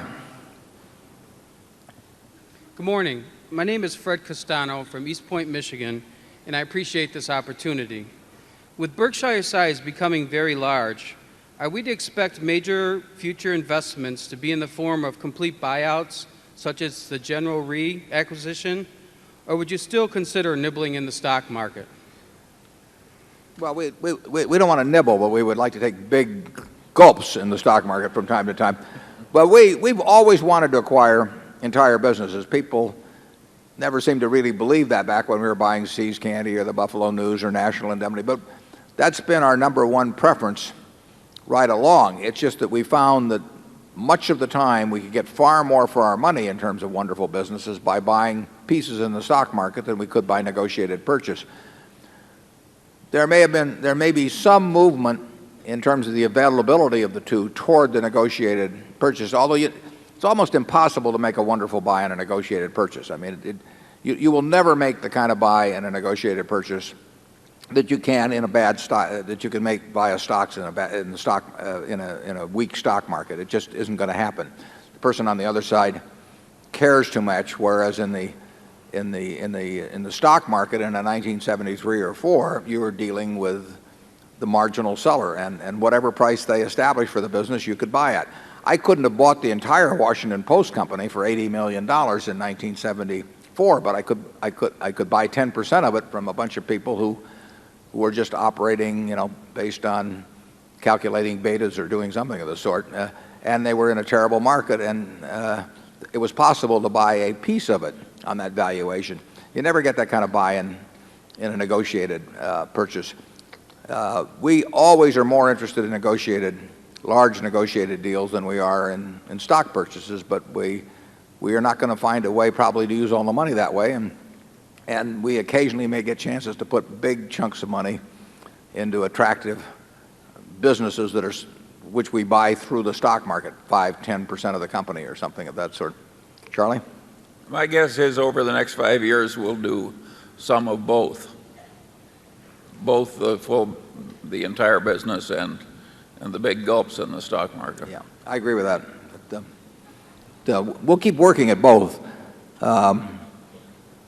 We're not finding a lot in either arena. We might be a little more likely to find it in the negotiated business. It won't be any huge bargain. We're not going to get any huge bargain in a negotiated purchase.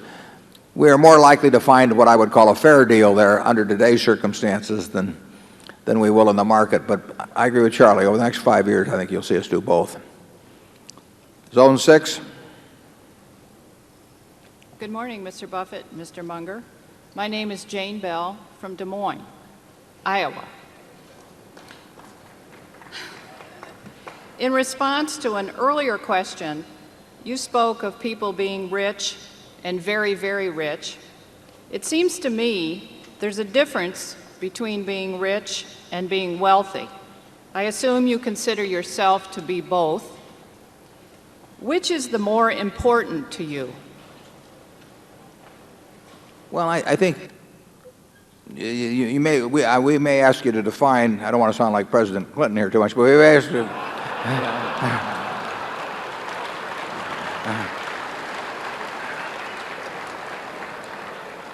I might want, if you'd really define the rich and wealthy so that I get the distinction, then I think we can give you a better answer on it. Well, in my mind, being rich is having an awful lot of money. Mm-hmm. Being very, very rich is having even more. And being wealthy doesn't necessarily equate to having a lot of money. But what does it equate to then? I just want. I think I know what you mean, but I still want you to clear it up before I give you an answer on it. Well, this, of course, is my opinion. I mean, you can be wealthy in health, for example, and I agree with you that certainly there'd be nothing you'd value more than good health for yourself and your family. But you go ahead. Well, I believe you're starting to get it. Mm-hmm. Have patience.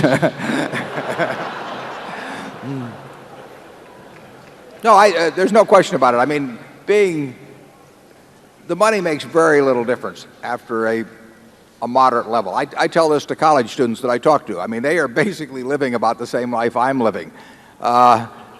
We eat the same foods. I mean, that I can guarantee you. And there's no important difference in our dress. There's no important difference at all in the car we drive. There's no difference in the television set that we sit there and watch the Super Bowl on or anything of the sort. There's really no difference in, they've got air conditioning in summer and I got air conditioning. They got heat in winter. And almost everything, so any importance in daily life, we equate on. The one thing I do is I travel a lot better than they do, net jets. So the travel I do a lot easier than they do. everything else in their lives, it just, I'll switch places anytime. It doesn't make any difference. Then you get down to the things of health and who loves you. I mean, there's nothing, if you have a minimum level of, you want to have enough so that you eat 3 times a day and that you sleep in reasonably comfortable surroundings and so on. But everybody in this room has that, and yet some of the people, by the definition that you've given, are obviously much more wealthy than others, and it's not measured by their net worth if you define it that way. And I don't disagree with that definition. I might not use the term wealth in describing it, but I'd certainly maybe call it well-being or something of the sort. Charlie?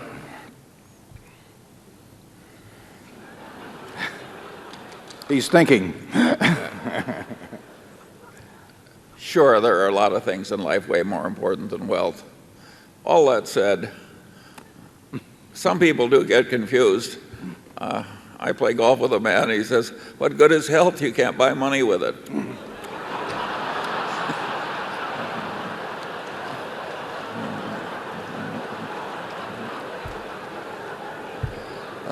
Did I ever tell you about Charlie's twin brother that he golfs a lot with?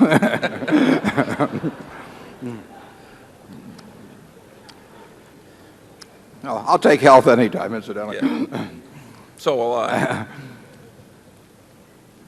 No, the important thing, even in your work, is to an extreme extent, it seems to me, is who you do it with.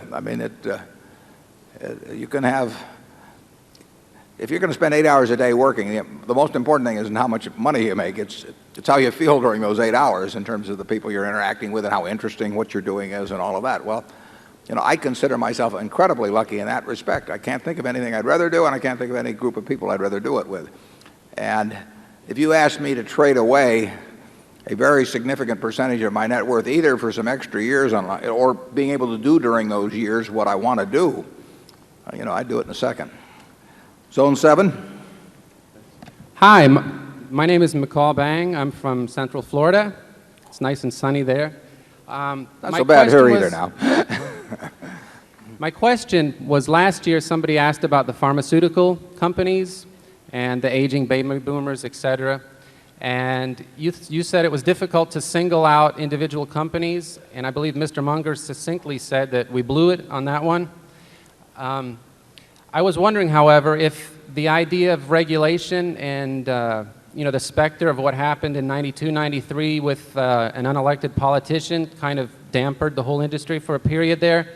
If that plays a part in giving you a little ambivalence about investing in that area for the future, is that simply an unknowable, or with all the, a lot of the political things we see here today, if that causes you some concern about the future of that area.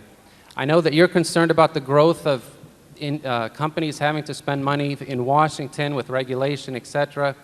So I'd like to know your thoughts, specifically if you have some ambivalence because of future regulation with pharmaceutical companies. Well, if we could buy a group of leading pharmaceutical companies at a below market multiple, I think we'd do it in a second. And we had the opportunity to do that in that 1993 period, as you mentioned, and we didn't do it.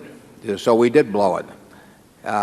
Because clearly the pharmaceutical industry as a whole has done very well, and it has some of the threats that you enumerated in terms of regulation and so on. But every industry has some problems, and the pharmaceutical industry has enough going for it that the threats you name should not cause, in my view, should not cause the securities to sell at a depressed multiple, which they did. Now, that's no longer the circumstance. We don't like, we're not going to buy them at present prices, but at least I think they're very, as a group, they're good businesses. I do think it's very hard to pick out the winner, So if I did buy them, I would buy a group of the leading companies, but I wouldn't be buying them at these prices. Charlie?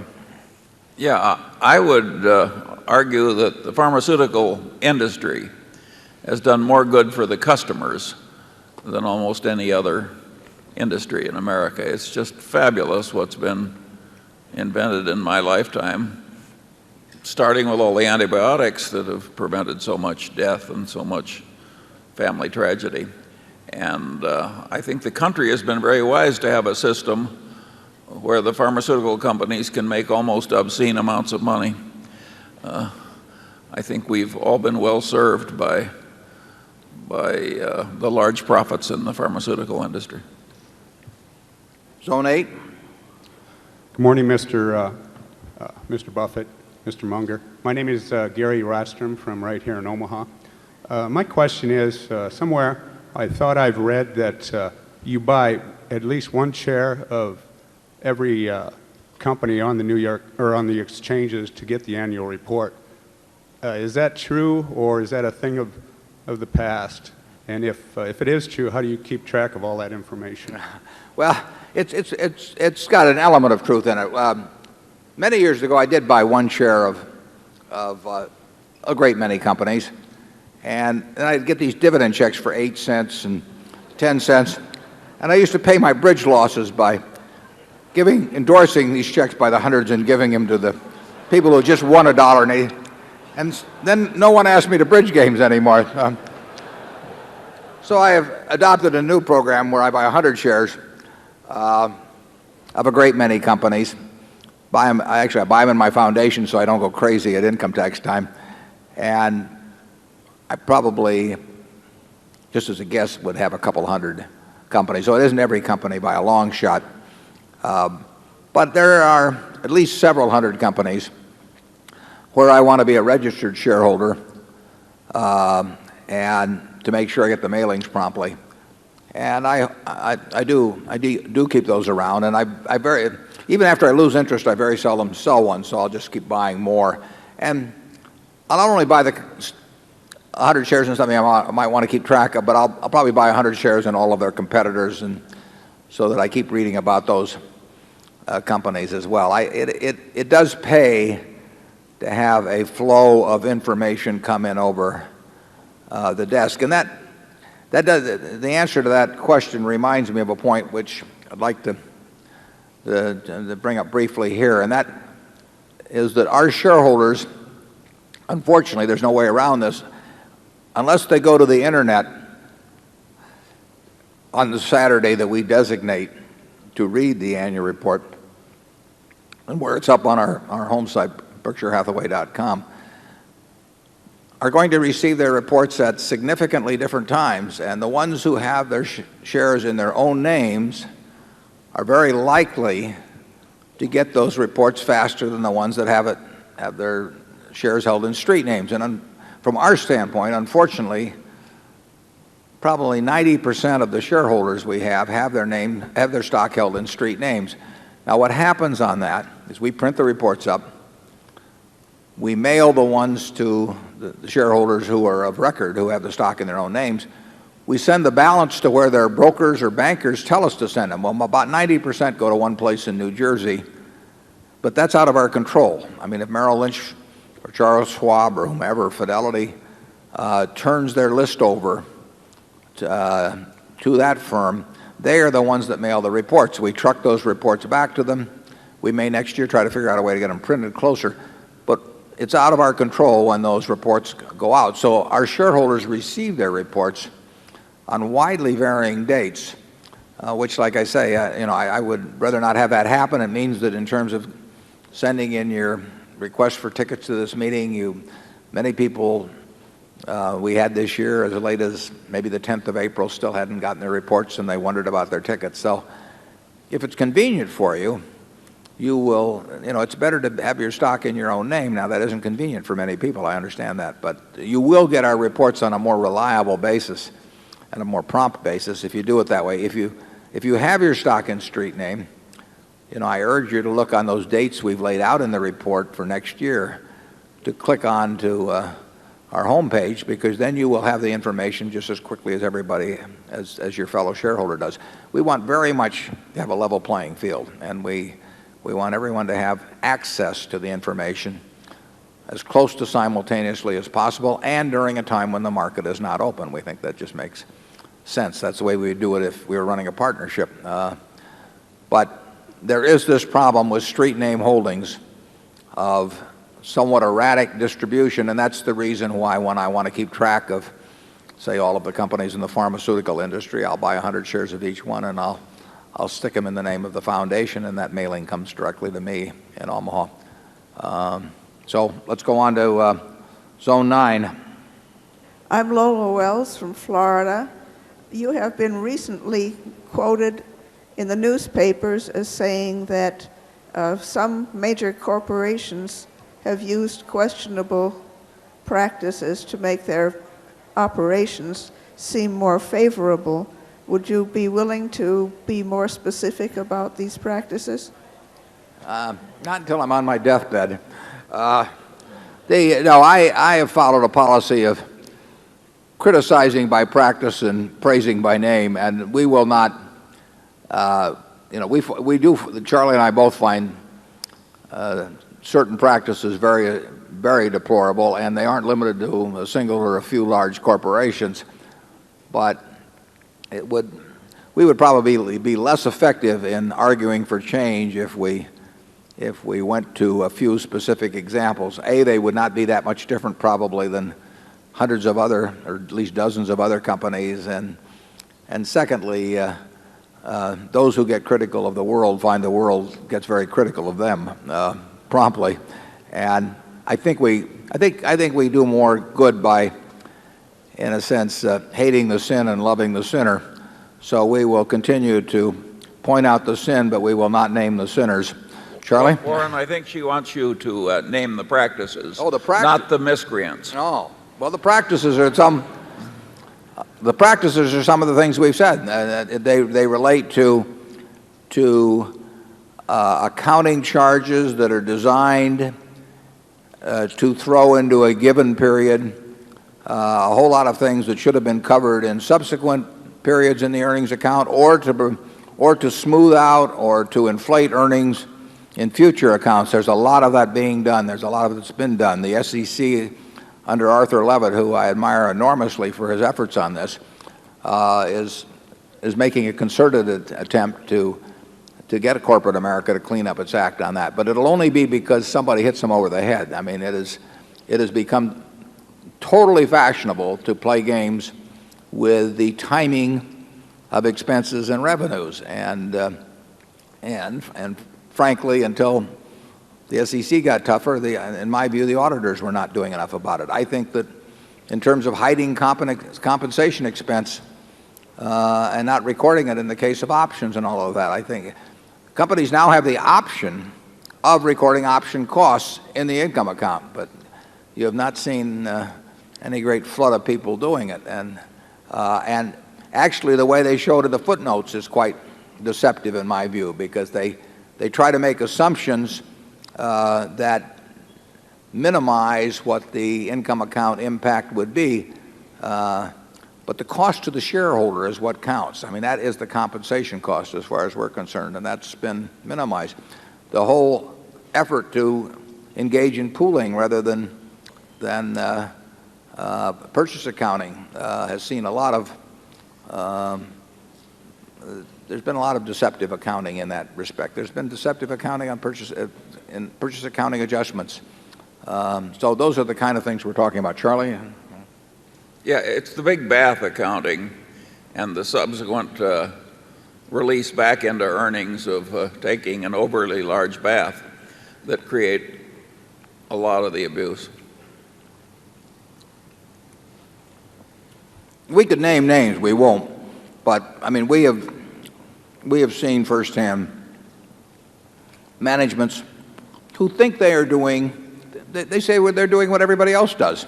The truth is they are now, because everybody else is doing it. And it takes some outside force, in this case probably the SEC, it should have been the auditors, to clean up the act, because once it becomes prevalent, the fellow who says I'm going to do it fair and square, all of a sudden becomes at a disadvantage in capital markets. He's penalized, and he says, why should I penalize my shareholders by doing something when legally I can get away with doing something else? Charlie? Nothing more. Zone 10. Good morning, Mr. Buffett and Mr. Munger. My name is Robert McClure, and my wife and I live in Singapore. My question concerns insurance.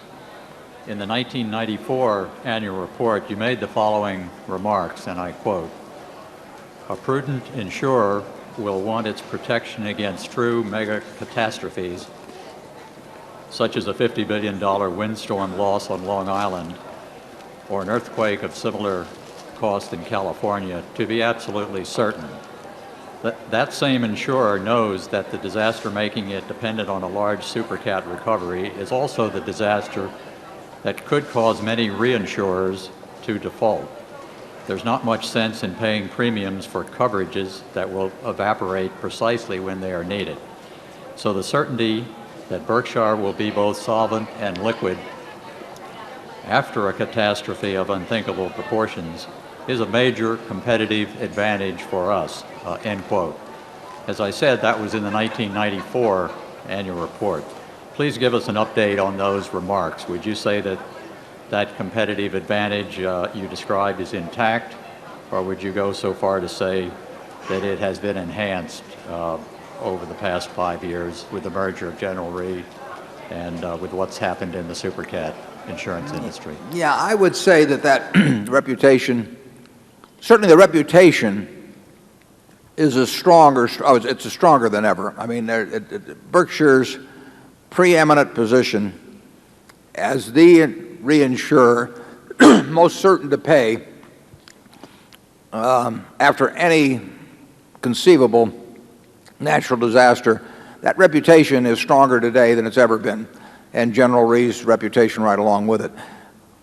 I would say the commercial advantage inherent in that reputation is very important. I can't tell you exactly how it rates compared to 1994, but I can tell you that it's important. It tends to be more important when we're reinsuring other very large entities, either primary insurers or large reinsurers, than it is with a smaller company. The smaller company probably focuses on that less. But we are writing probably this week a very large cover for a very important reinsurer.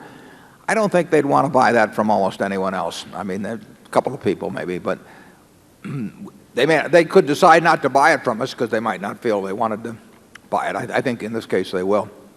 But I don't think they would have a list of 10 people from whom they'd buy it. And they're too smart for that because it's a very high-level cover. And if that is called upon, there will be a number of people whose checks will not clear, and Berkshire's check undoubtedly will clear. So it is the reputation has never been better. The commercial advantage is significant. How much it translates into, that can vary from year to year. But I think it's a permanent advantage that Berkshire will have. I mean, I think 5 years from now and 10 years from now, and particularly after there has been a huge supercat, it will be a great asset to Berkshire to be thought of as essentially, as I've described it, as Fort Knox. And we will pay under any circumstances. And there aren't many people in the insurance or reinsurance business that can truly say that.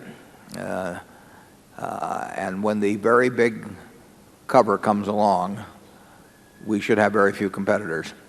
Charlie? Well, I think that's exactly right. Okay, Zone 11. Good morning. Richard Corrie from England.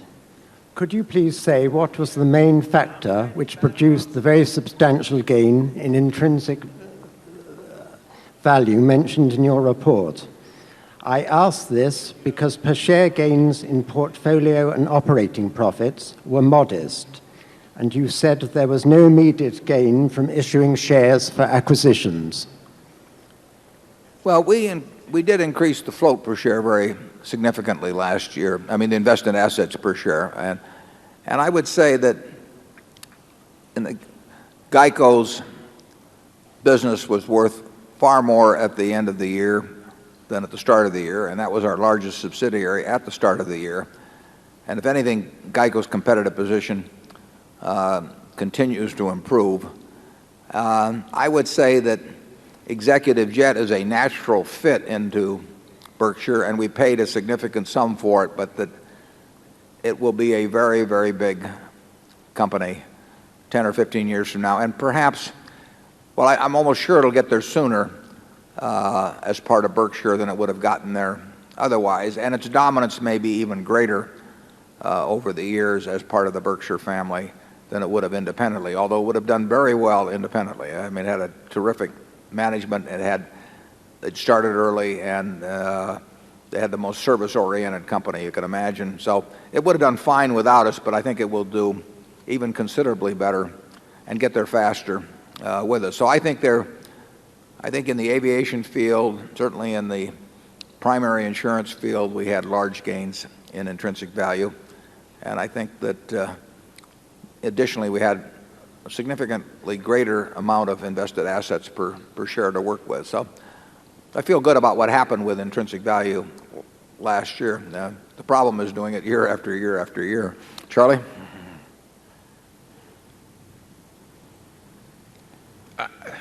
Just basically, we have a wonderful bunch of businesses, and we have a float that keeps increasing, and a pretty good record of doing pretty well in marketable securities. None of that has gone away.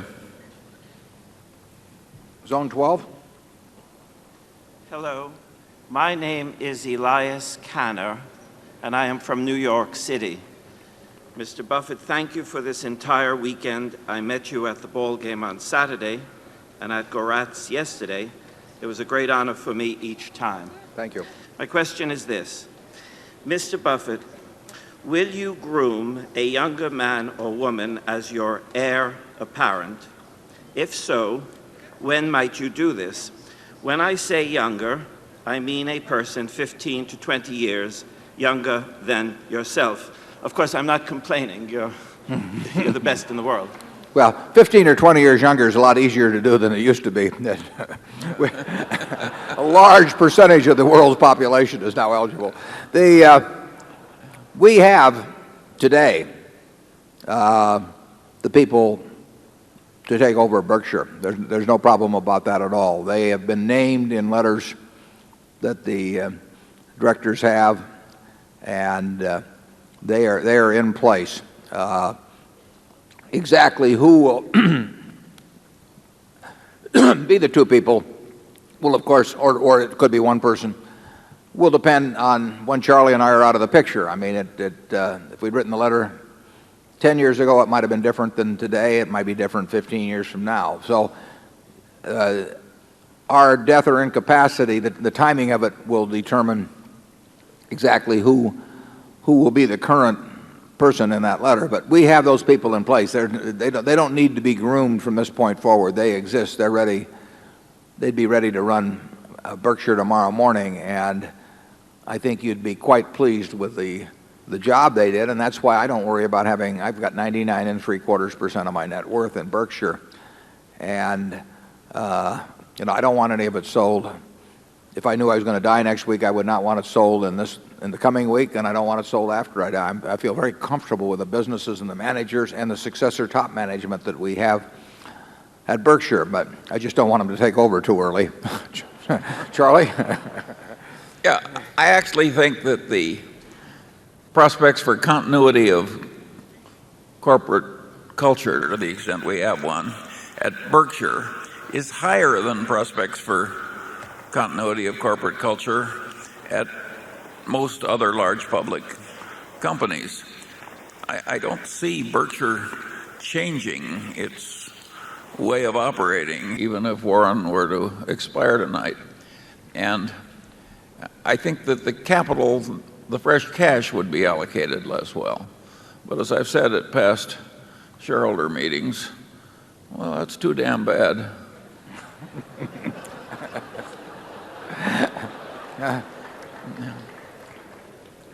That's why we don't have a public relations department. By the way, I don't think the job would be ill done. I just don't think it would be done quite as well as Warren does it. Okay, Zone 13. Good morning, Mr. Buffett and Mr. Munger. I'm Cary Blecker from Wellington, Florida. Thank you for stopping by the convention center before, Mr. Buffett. It was nice to see you again. My pleasure. Recently, much has been made of the fact that Berkshire is the largest company to not be included in the S&P 500. Do you gentlemen have an opinion or what is your opinion as to whether Berkshire should be included and why? Thank you. Yeah, that's a question we've gotten asked quite often since the General Re deal was announced. Berkshire, if you talk to the S&P people, I think they would say, and I think they've even said it publicly, or at least a representative has, that we certainly qualify in every way that, except from what they might term the liquidity standpoint. It's probable that maybe it's 6%, maybe 7% of the investment funds, the equity funds in the United States are indexed, and the number or the amount is going up somewhat as we go along. I saw an article to the contrary on that, but I think they had it wrong. The amount of money, index money, is, in my view, rising month by month. So if you were to put Berkshire into the index tomorrow, in effect, you'd have a market order to buy 6 to 7% of the company, or roughly 100,000 shares of A. That would not be good. The stock would obviously spike up dramatically, as some stocks already have when they've been added. There have been some. I've looked at the list of all the companies that have been added, and some have moved up substantially. And we would have there'd be even more impact at Berkshire than the typical stock, because our stock is fairly tightly held. Most people don't want to sell it. There are two solutions to that. Three solutions, being one of them being not to put us in the index. But we are I think probably the most significant company in the United States that isn't in the index in terms of market value and a lot of other factors.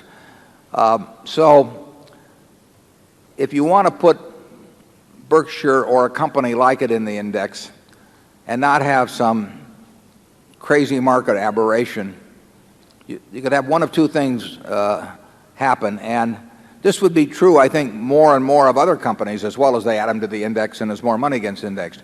One, you could have the company agree that at the time it was added to the index, that simultaneously the company itself would sell an amount of stock that was about equal to the index buying that would be generated. In other words, if we were to offer 100,000 shares roughly of A stock at the same time as being added to the index, that would neutralize the index buying. The only problem with that is we don't want to sell 100,000 shares or 10,000 shares or 100 shares of A stock at Berkshire unless we have some very good use for the money. It isn't going to happen. So we are not going to do something like that just because we want to be in an index. The other possibility, and I believe this was used in Australia when a very large mutual life company converted it to stock. I think it was the largest company in Australia, AMP. And that would be to phase in the weighting of a stock like Berkshire. And I think later on they may have to do it for all stocks. But phase in the weighting, say, over a 12-month period, so that it was 1/12 weighted the first month, 1/12 weighted the second month, and so on. That means, in effect, there would have to be a market order once a month for 0.5% roughly of Berkshire. Well, I don't think that would be very particularly disruptive. And I think there would be, once you knew that phase-in was coming, there would be some anticipation so that you would not get big spikes in the stock and dips subsequently. I think that would be a logical way, but Standard & Poor's to date has not had to do that sort of thing, and they may have various reasons and various good reasons for not wanting to do that. Now, if indexation continues to grow as it has, and you get a situation where 15% of the money becomes indexed, I think they're going to have to come up with some approach similar to one of these two that I've named, or that it will simply get too disruptive to the market. It would be interesting. I know American Online has behaved very well since it was introduced to the S&P some time back, but I would think that it might get to be the case that if you simply shorted the companies that got added to the S&P after the S&P effect had been felt, you might find that those stocks would tend to underperform as that one artificial buy order, in effect, its impact wore off. So I think something is going to happen. I think indexation has far exceeded what anybody anticipated, including S&P or including me or Charlie, and I think there's been a good reason for it to develop. I think as it continues to develop, it will have more and more impact on the market in ways that probably S&P is not that excited about, nor would the index funds be excited about. So there is likely to come a solution to the liquidity problem that might be particularly acute at Berkshire, but that prevails throughout the market that occurs when stocks are added. And I would think if they adopt some solution, that certainly if they adopted the solution of gradual weighting, that Berkshire would be a very logical candidate for the S&P. It really makes no difference to us what is done along that line. We would not be unhappy being in the S&P as long as it didn't have some huge market impact at the moment of putting it in. On the other hand, we love the owners we've got, and I don't see how we could improve on this group much by having the index funds. So we'll see what happens on it. It is not a big deal to us, and we want to be sure if we're ever at it, it isn't too big a deal to the market, because I would not like, the people who sold that day might like it, but I would not like the stock to jump up, $20,000 a share on one day because there's some market order for 100,000 shares and then gradually work its way back down to where it should have been in the first place. No one benefits from that except the people who sell in the very short term, and that is not the group that I primarily worry about. Charlie? My guess is that Berkshire will eventually be in the S&P index.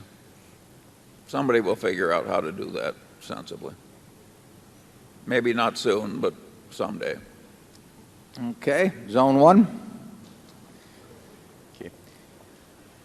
My name is James Claus, and I am here from New York City.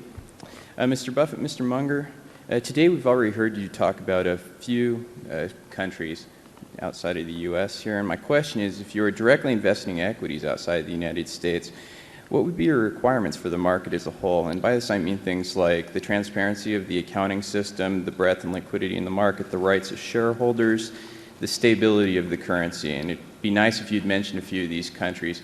Kind of just a little addendum there is, for the companies in these countries, how relevant do you believe the reconciliation to U.S. GAAP contained in Form 20F really is? Well, the answer is most of those points you mentioned would be of interest to us. We'd have to rule out anything where the markets aren't big enough. I mean, we are looking to put hundreds of millions of dollars into any single investment at a minimum. Certainly, we think in terms of 500 million as being a minimum. We make exceptions to that. And that's going to rule out a great many companies. Transparency of accounting and accounting rules, we care about that, but we can make adjustments mentally. In some respects, we may think in certain countries accounting is better than here.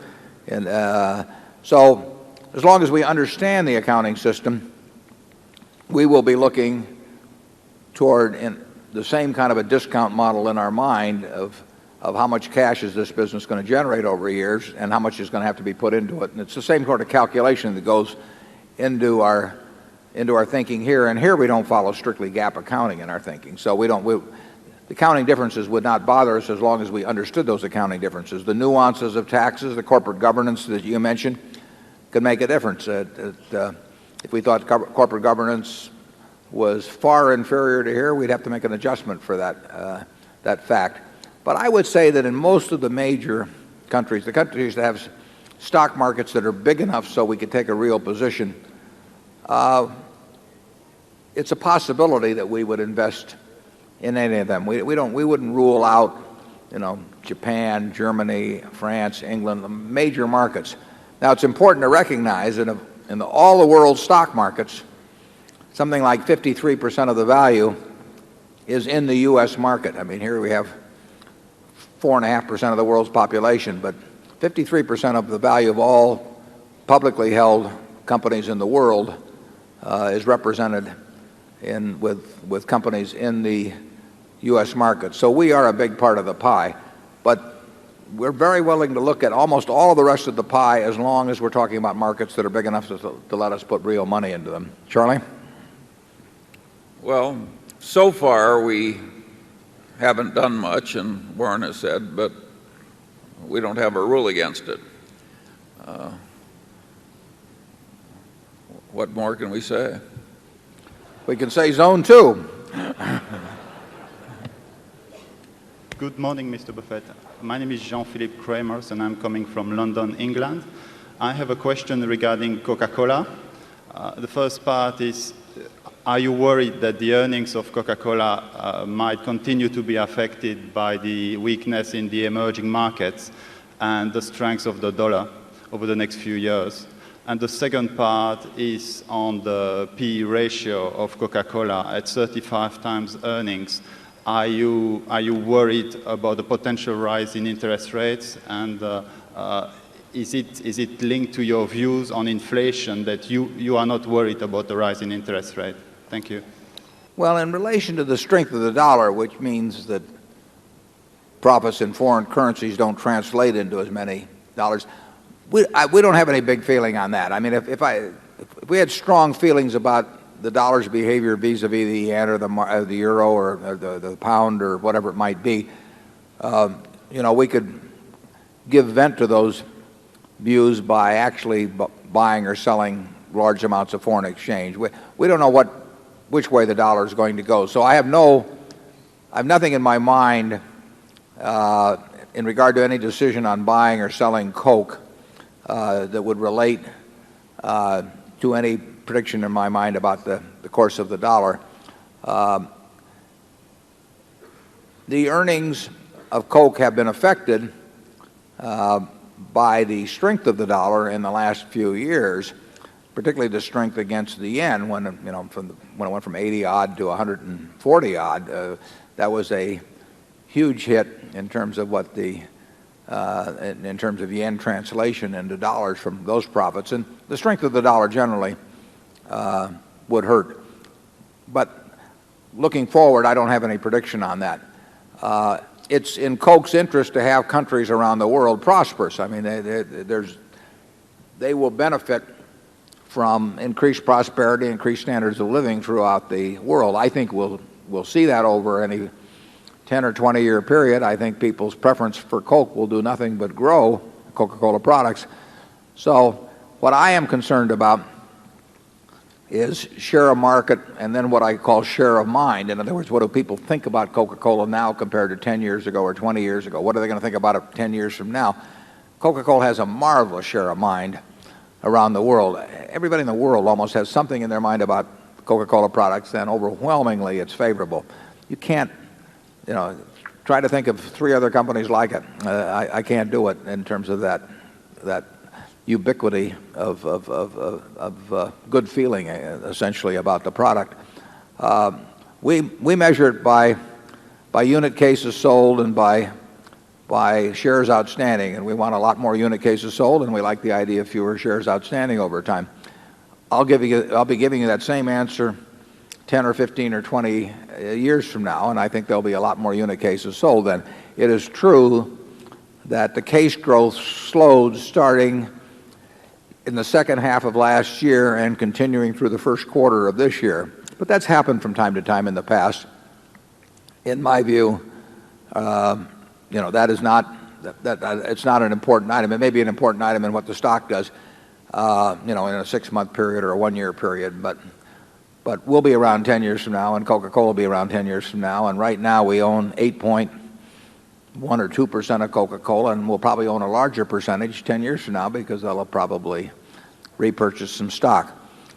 The P/E ratio of Coke, like virtually every other leading company in the world, strikes us as, they all strike us as being quite full. That doesn't mean they're going to go down, but it does mean that our enthusiasm for buying more of these wonderful companies is less than it was when the P/E ratios were substantially less. Ideally, those are the kind of companies we want to buy more of over time.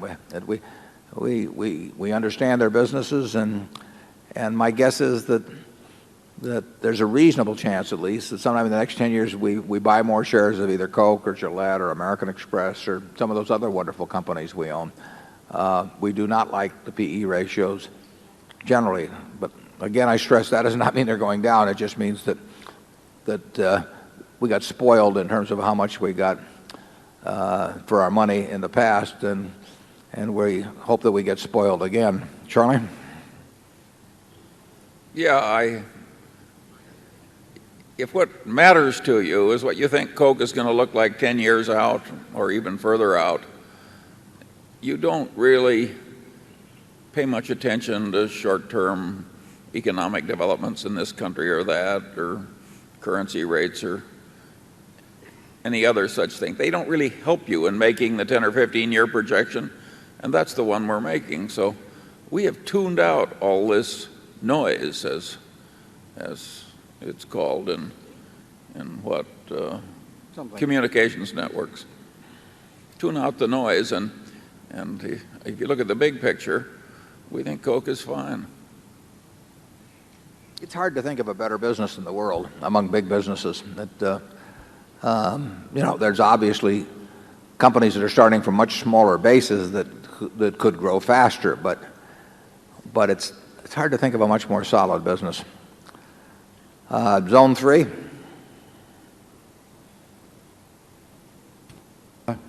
Newport Beach, California, Bruce Lindsay, and formerly from Omaha, Nebraska. And I have a question. Some time ago I read that you were buying silver. I never knew the reason why you were buying silver. Well, we covered the silver purchase in the 1997 annual report for a special reason. Well, it was part of a group of 3 unconventional investments we made, and one of those investments was of sufficient size so that we felt people ought to know about it specifically. And then we felt our shareholders ought to know that we sometimes do things that they might not have guessed that we would do from reading past annual reports. So we named the 3 unconventional investments. But in this year's report, we have stated that we will not be naming those investments unless one of 2 things happens. One is that they become of a size that you should know about them specifically in order to evaluate the kind of thing we do in Berkshire and the commitment of resources that has been made.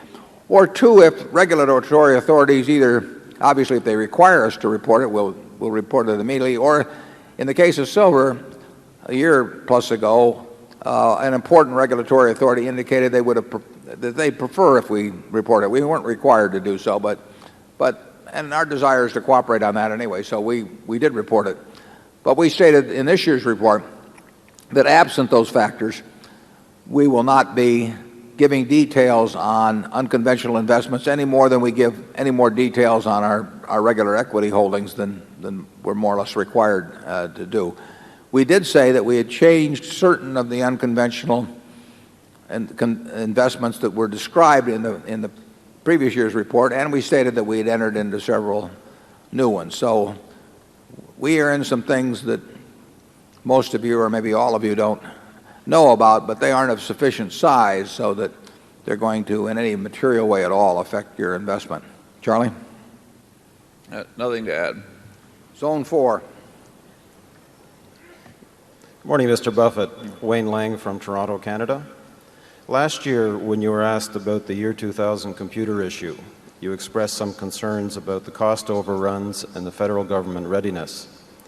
Our 2 countries are in much better shape this year, but could you update us on your current thinking and what concerns you may have about the impact of the lesser readiness internationally on our company's revenues, supply chain, or on the stock market?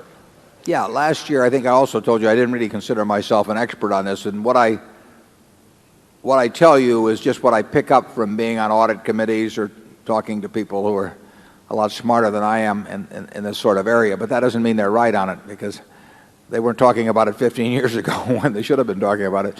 So my general feeling, and all secondhand, my general feeling is that the part of the world that we have to worry about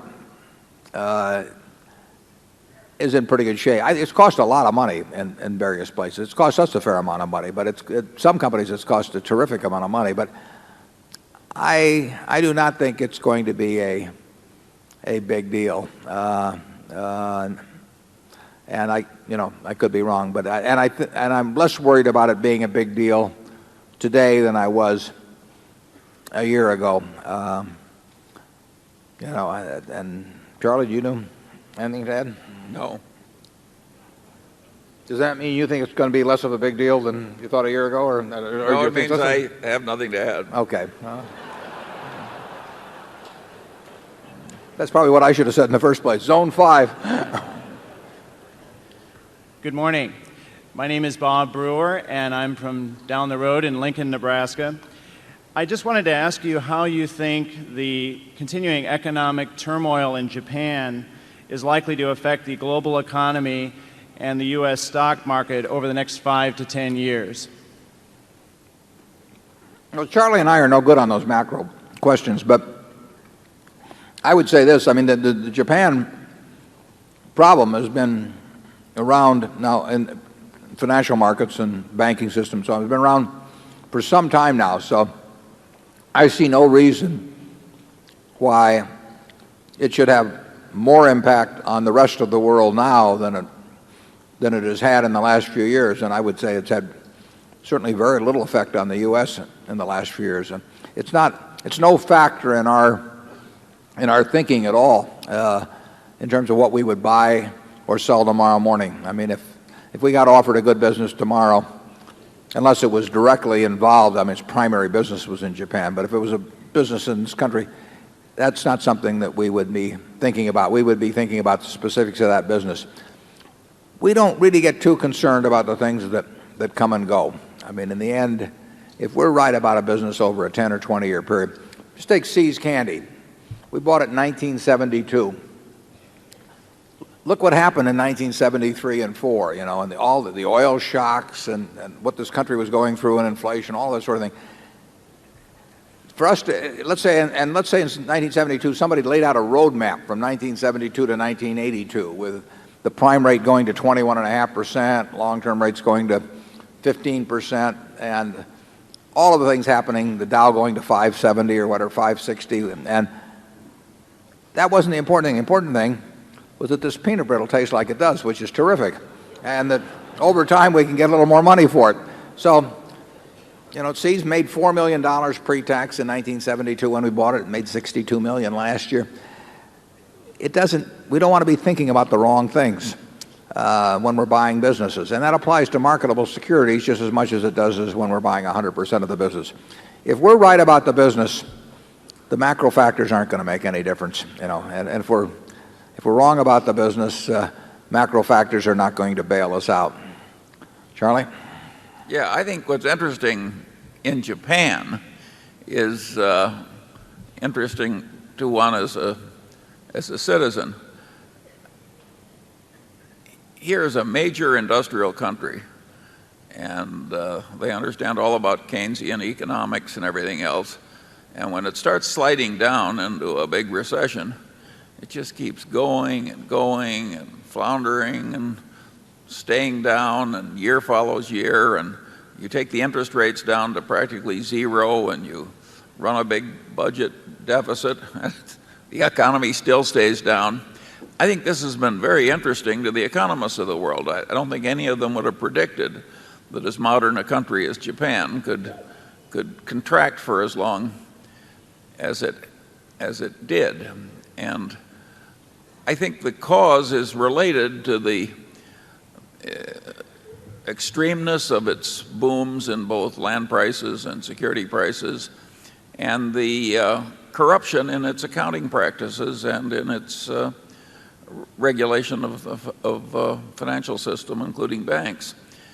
I think it's an interesting lesson for the world of how important it is not to let a lot of slop get into the accounting and regulatory systems, and how a lot of folly in markets doesn't help either. Sort of fascinating to, people keep saying, well, why doesn't Japan stimulate? Well, they got short-term rates down to zero, and long-term rates at 2%. Well, that would stimulate me, but it doesn't. It's sort of, as Charlie says, it's sort of defied a little bit some of the classical Keynesian theory on that. But in the 30s, we had the same problem in this country. We drove interest rates way down and toward the latter half of the 30s. And I would argue that probably the extreme prosperity in America is related to this so-called wealth effect, with stock markets going up and up. And I think people thought that was a smaller factor than maybe it is. Zone 6.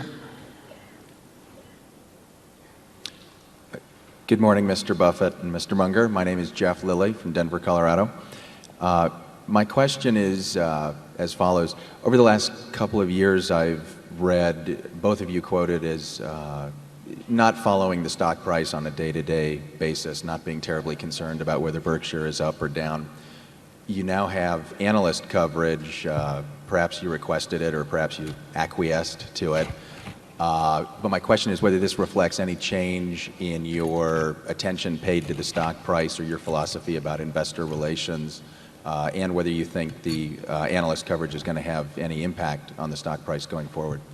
Yeah, no, it reflects no change in our attitude towards stock price. I mean, we are concerned about building the intrinsic value per share of Berkshire at the highest rate we can, consistent with a couple of other principles that we've set forth.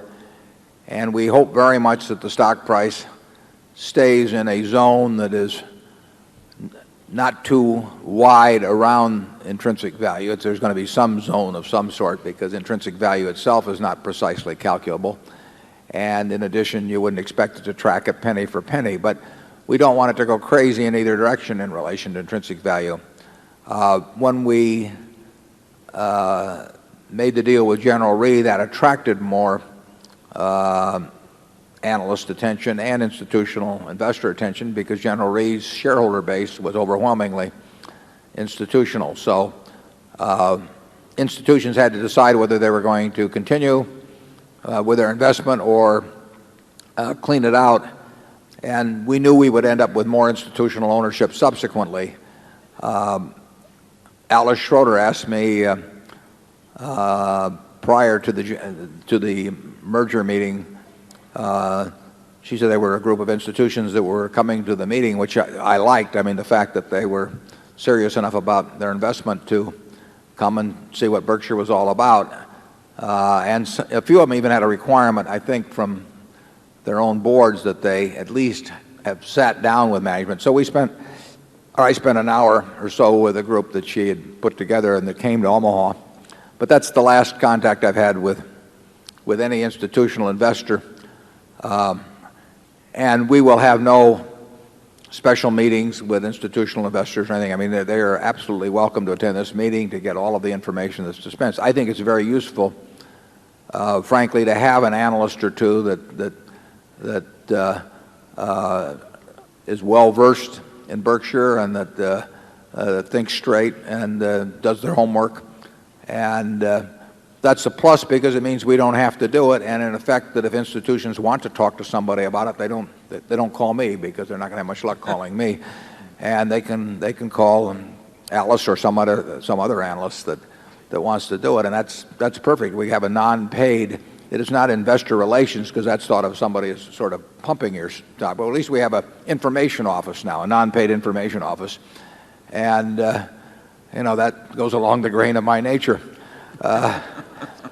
And people say, do you want individual owners, you want institutional owners?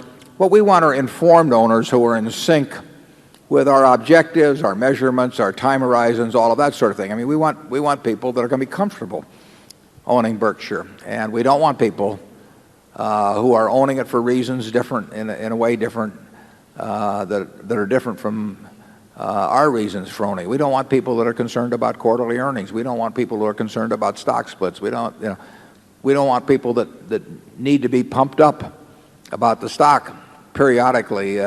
It's just not of interest to us because it just means we have to keep living that way in the future. And it's not the way we want to live now. It's not the way we want to live in the future. What we really want are a bunch of people like we have in this audience who sit down and read and think and understand that they're making an investment It's not just a little ticker symbol. They're buying part of a business. They know what the business is all about. They know how we think. They know how we measure ourselves. They're comfortable with that. And they can come in individual or institutional form. And when we get them, we like to keep them. So there's no change in our attitude about that. There is a change in coverage in that there is some limited amount of coverage in Wall Street, which I guess for a company with 110 or 20 billion of market value, there should be. We'll have one more question, then we'll break for lunch. We'll go to Zone 7, and after this question, we'll break. We'll come back in about 45 minutes or so, and those of you, as long as we see that everybody's gotten served with food in that time, and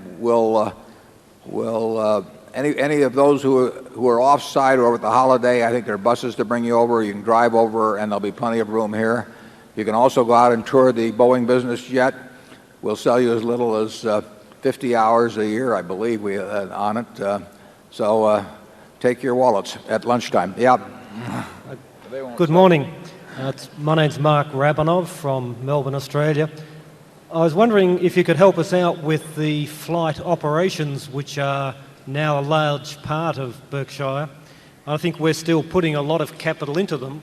I was wondering, you've pooled both of them together in the annual report, and I was hoping perhaps you could help us out with what return on equity you're expecting for each of those divisions. Yeah, the more capital intensive is the flight safety operation, because every simulator costs real money, and we will add a number of simulators each year. So flight safety, you can look at their figures before we acquired them, and it's reasonable to extrapolate those numbers out on a larger base as we go along. But flight safety's return on equity is not going to move up or down by a dramatic amount. I mean, our simulator training prices are related to the costs of the simulator, and so there's not going to be way higher returns on equity, nor should there be way lower returns on equity. There is a growth in the equity employed in the business because it is a growing business, and we're training more and more pilots every year. But that'll be a fairly steady thing. The executive jet business is in an earlier part of its development, although it's the leader in its field by far. But we're doing substantial investment spending in a place like Europe, and we'll be doing that on an accelerated pace, if anything. In the end, though, our customers end up owning the planes. So we have an investment in a core fleet of planes, which supplements the customer's planes. But by its nature, it's not a capital-intensive business. We are moving around a lot of capital every day. We'll have 140 or so customer planes now, and in aggregate, just to pick a figure, that those planes are certainly worth $1.5 billion or more, and we've got $7 billion of planes on order or some number like that. But we will sell those planes to our customers. So it could be down the line that it will be a business with a very good return on capital. We'll still have an investment in the core fleet, and we'll have some facilities, hangar facilities, and that sort of thing. But our customers will have the big capital investment. I should point out they'll have a whole lot less capital investment if they own their entire plane themselves, so they will be getting a bargain as well. Let's take off for lunch, and I'll see you back here in about 45 minutes, those of you who wish to rejoin us. Thank you. Ladies and gentlemen, we'd like to remind you that lunch is being served out of the stands in the outer lobbies, and also on the second floor, Heartland Hall, there are stands open on the north end. If the lines get a little long downstairs, you can try upstairs. Thank you.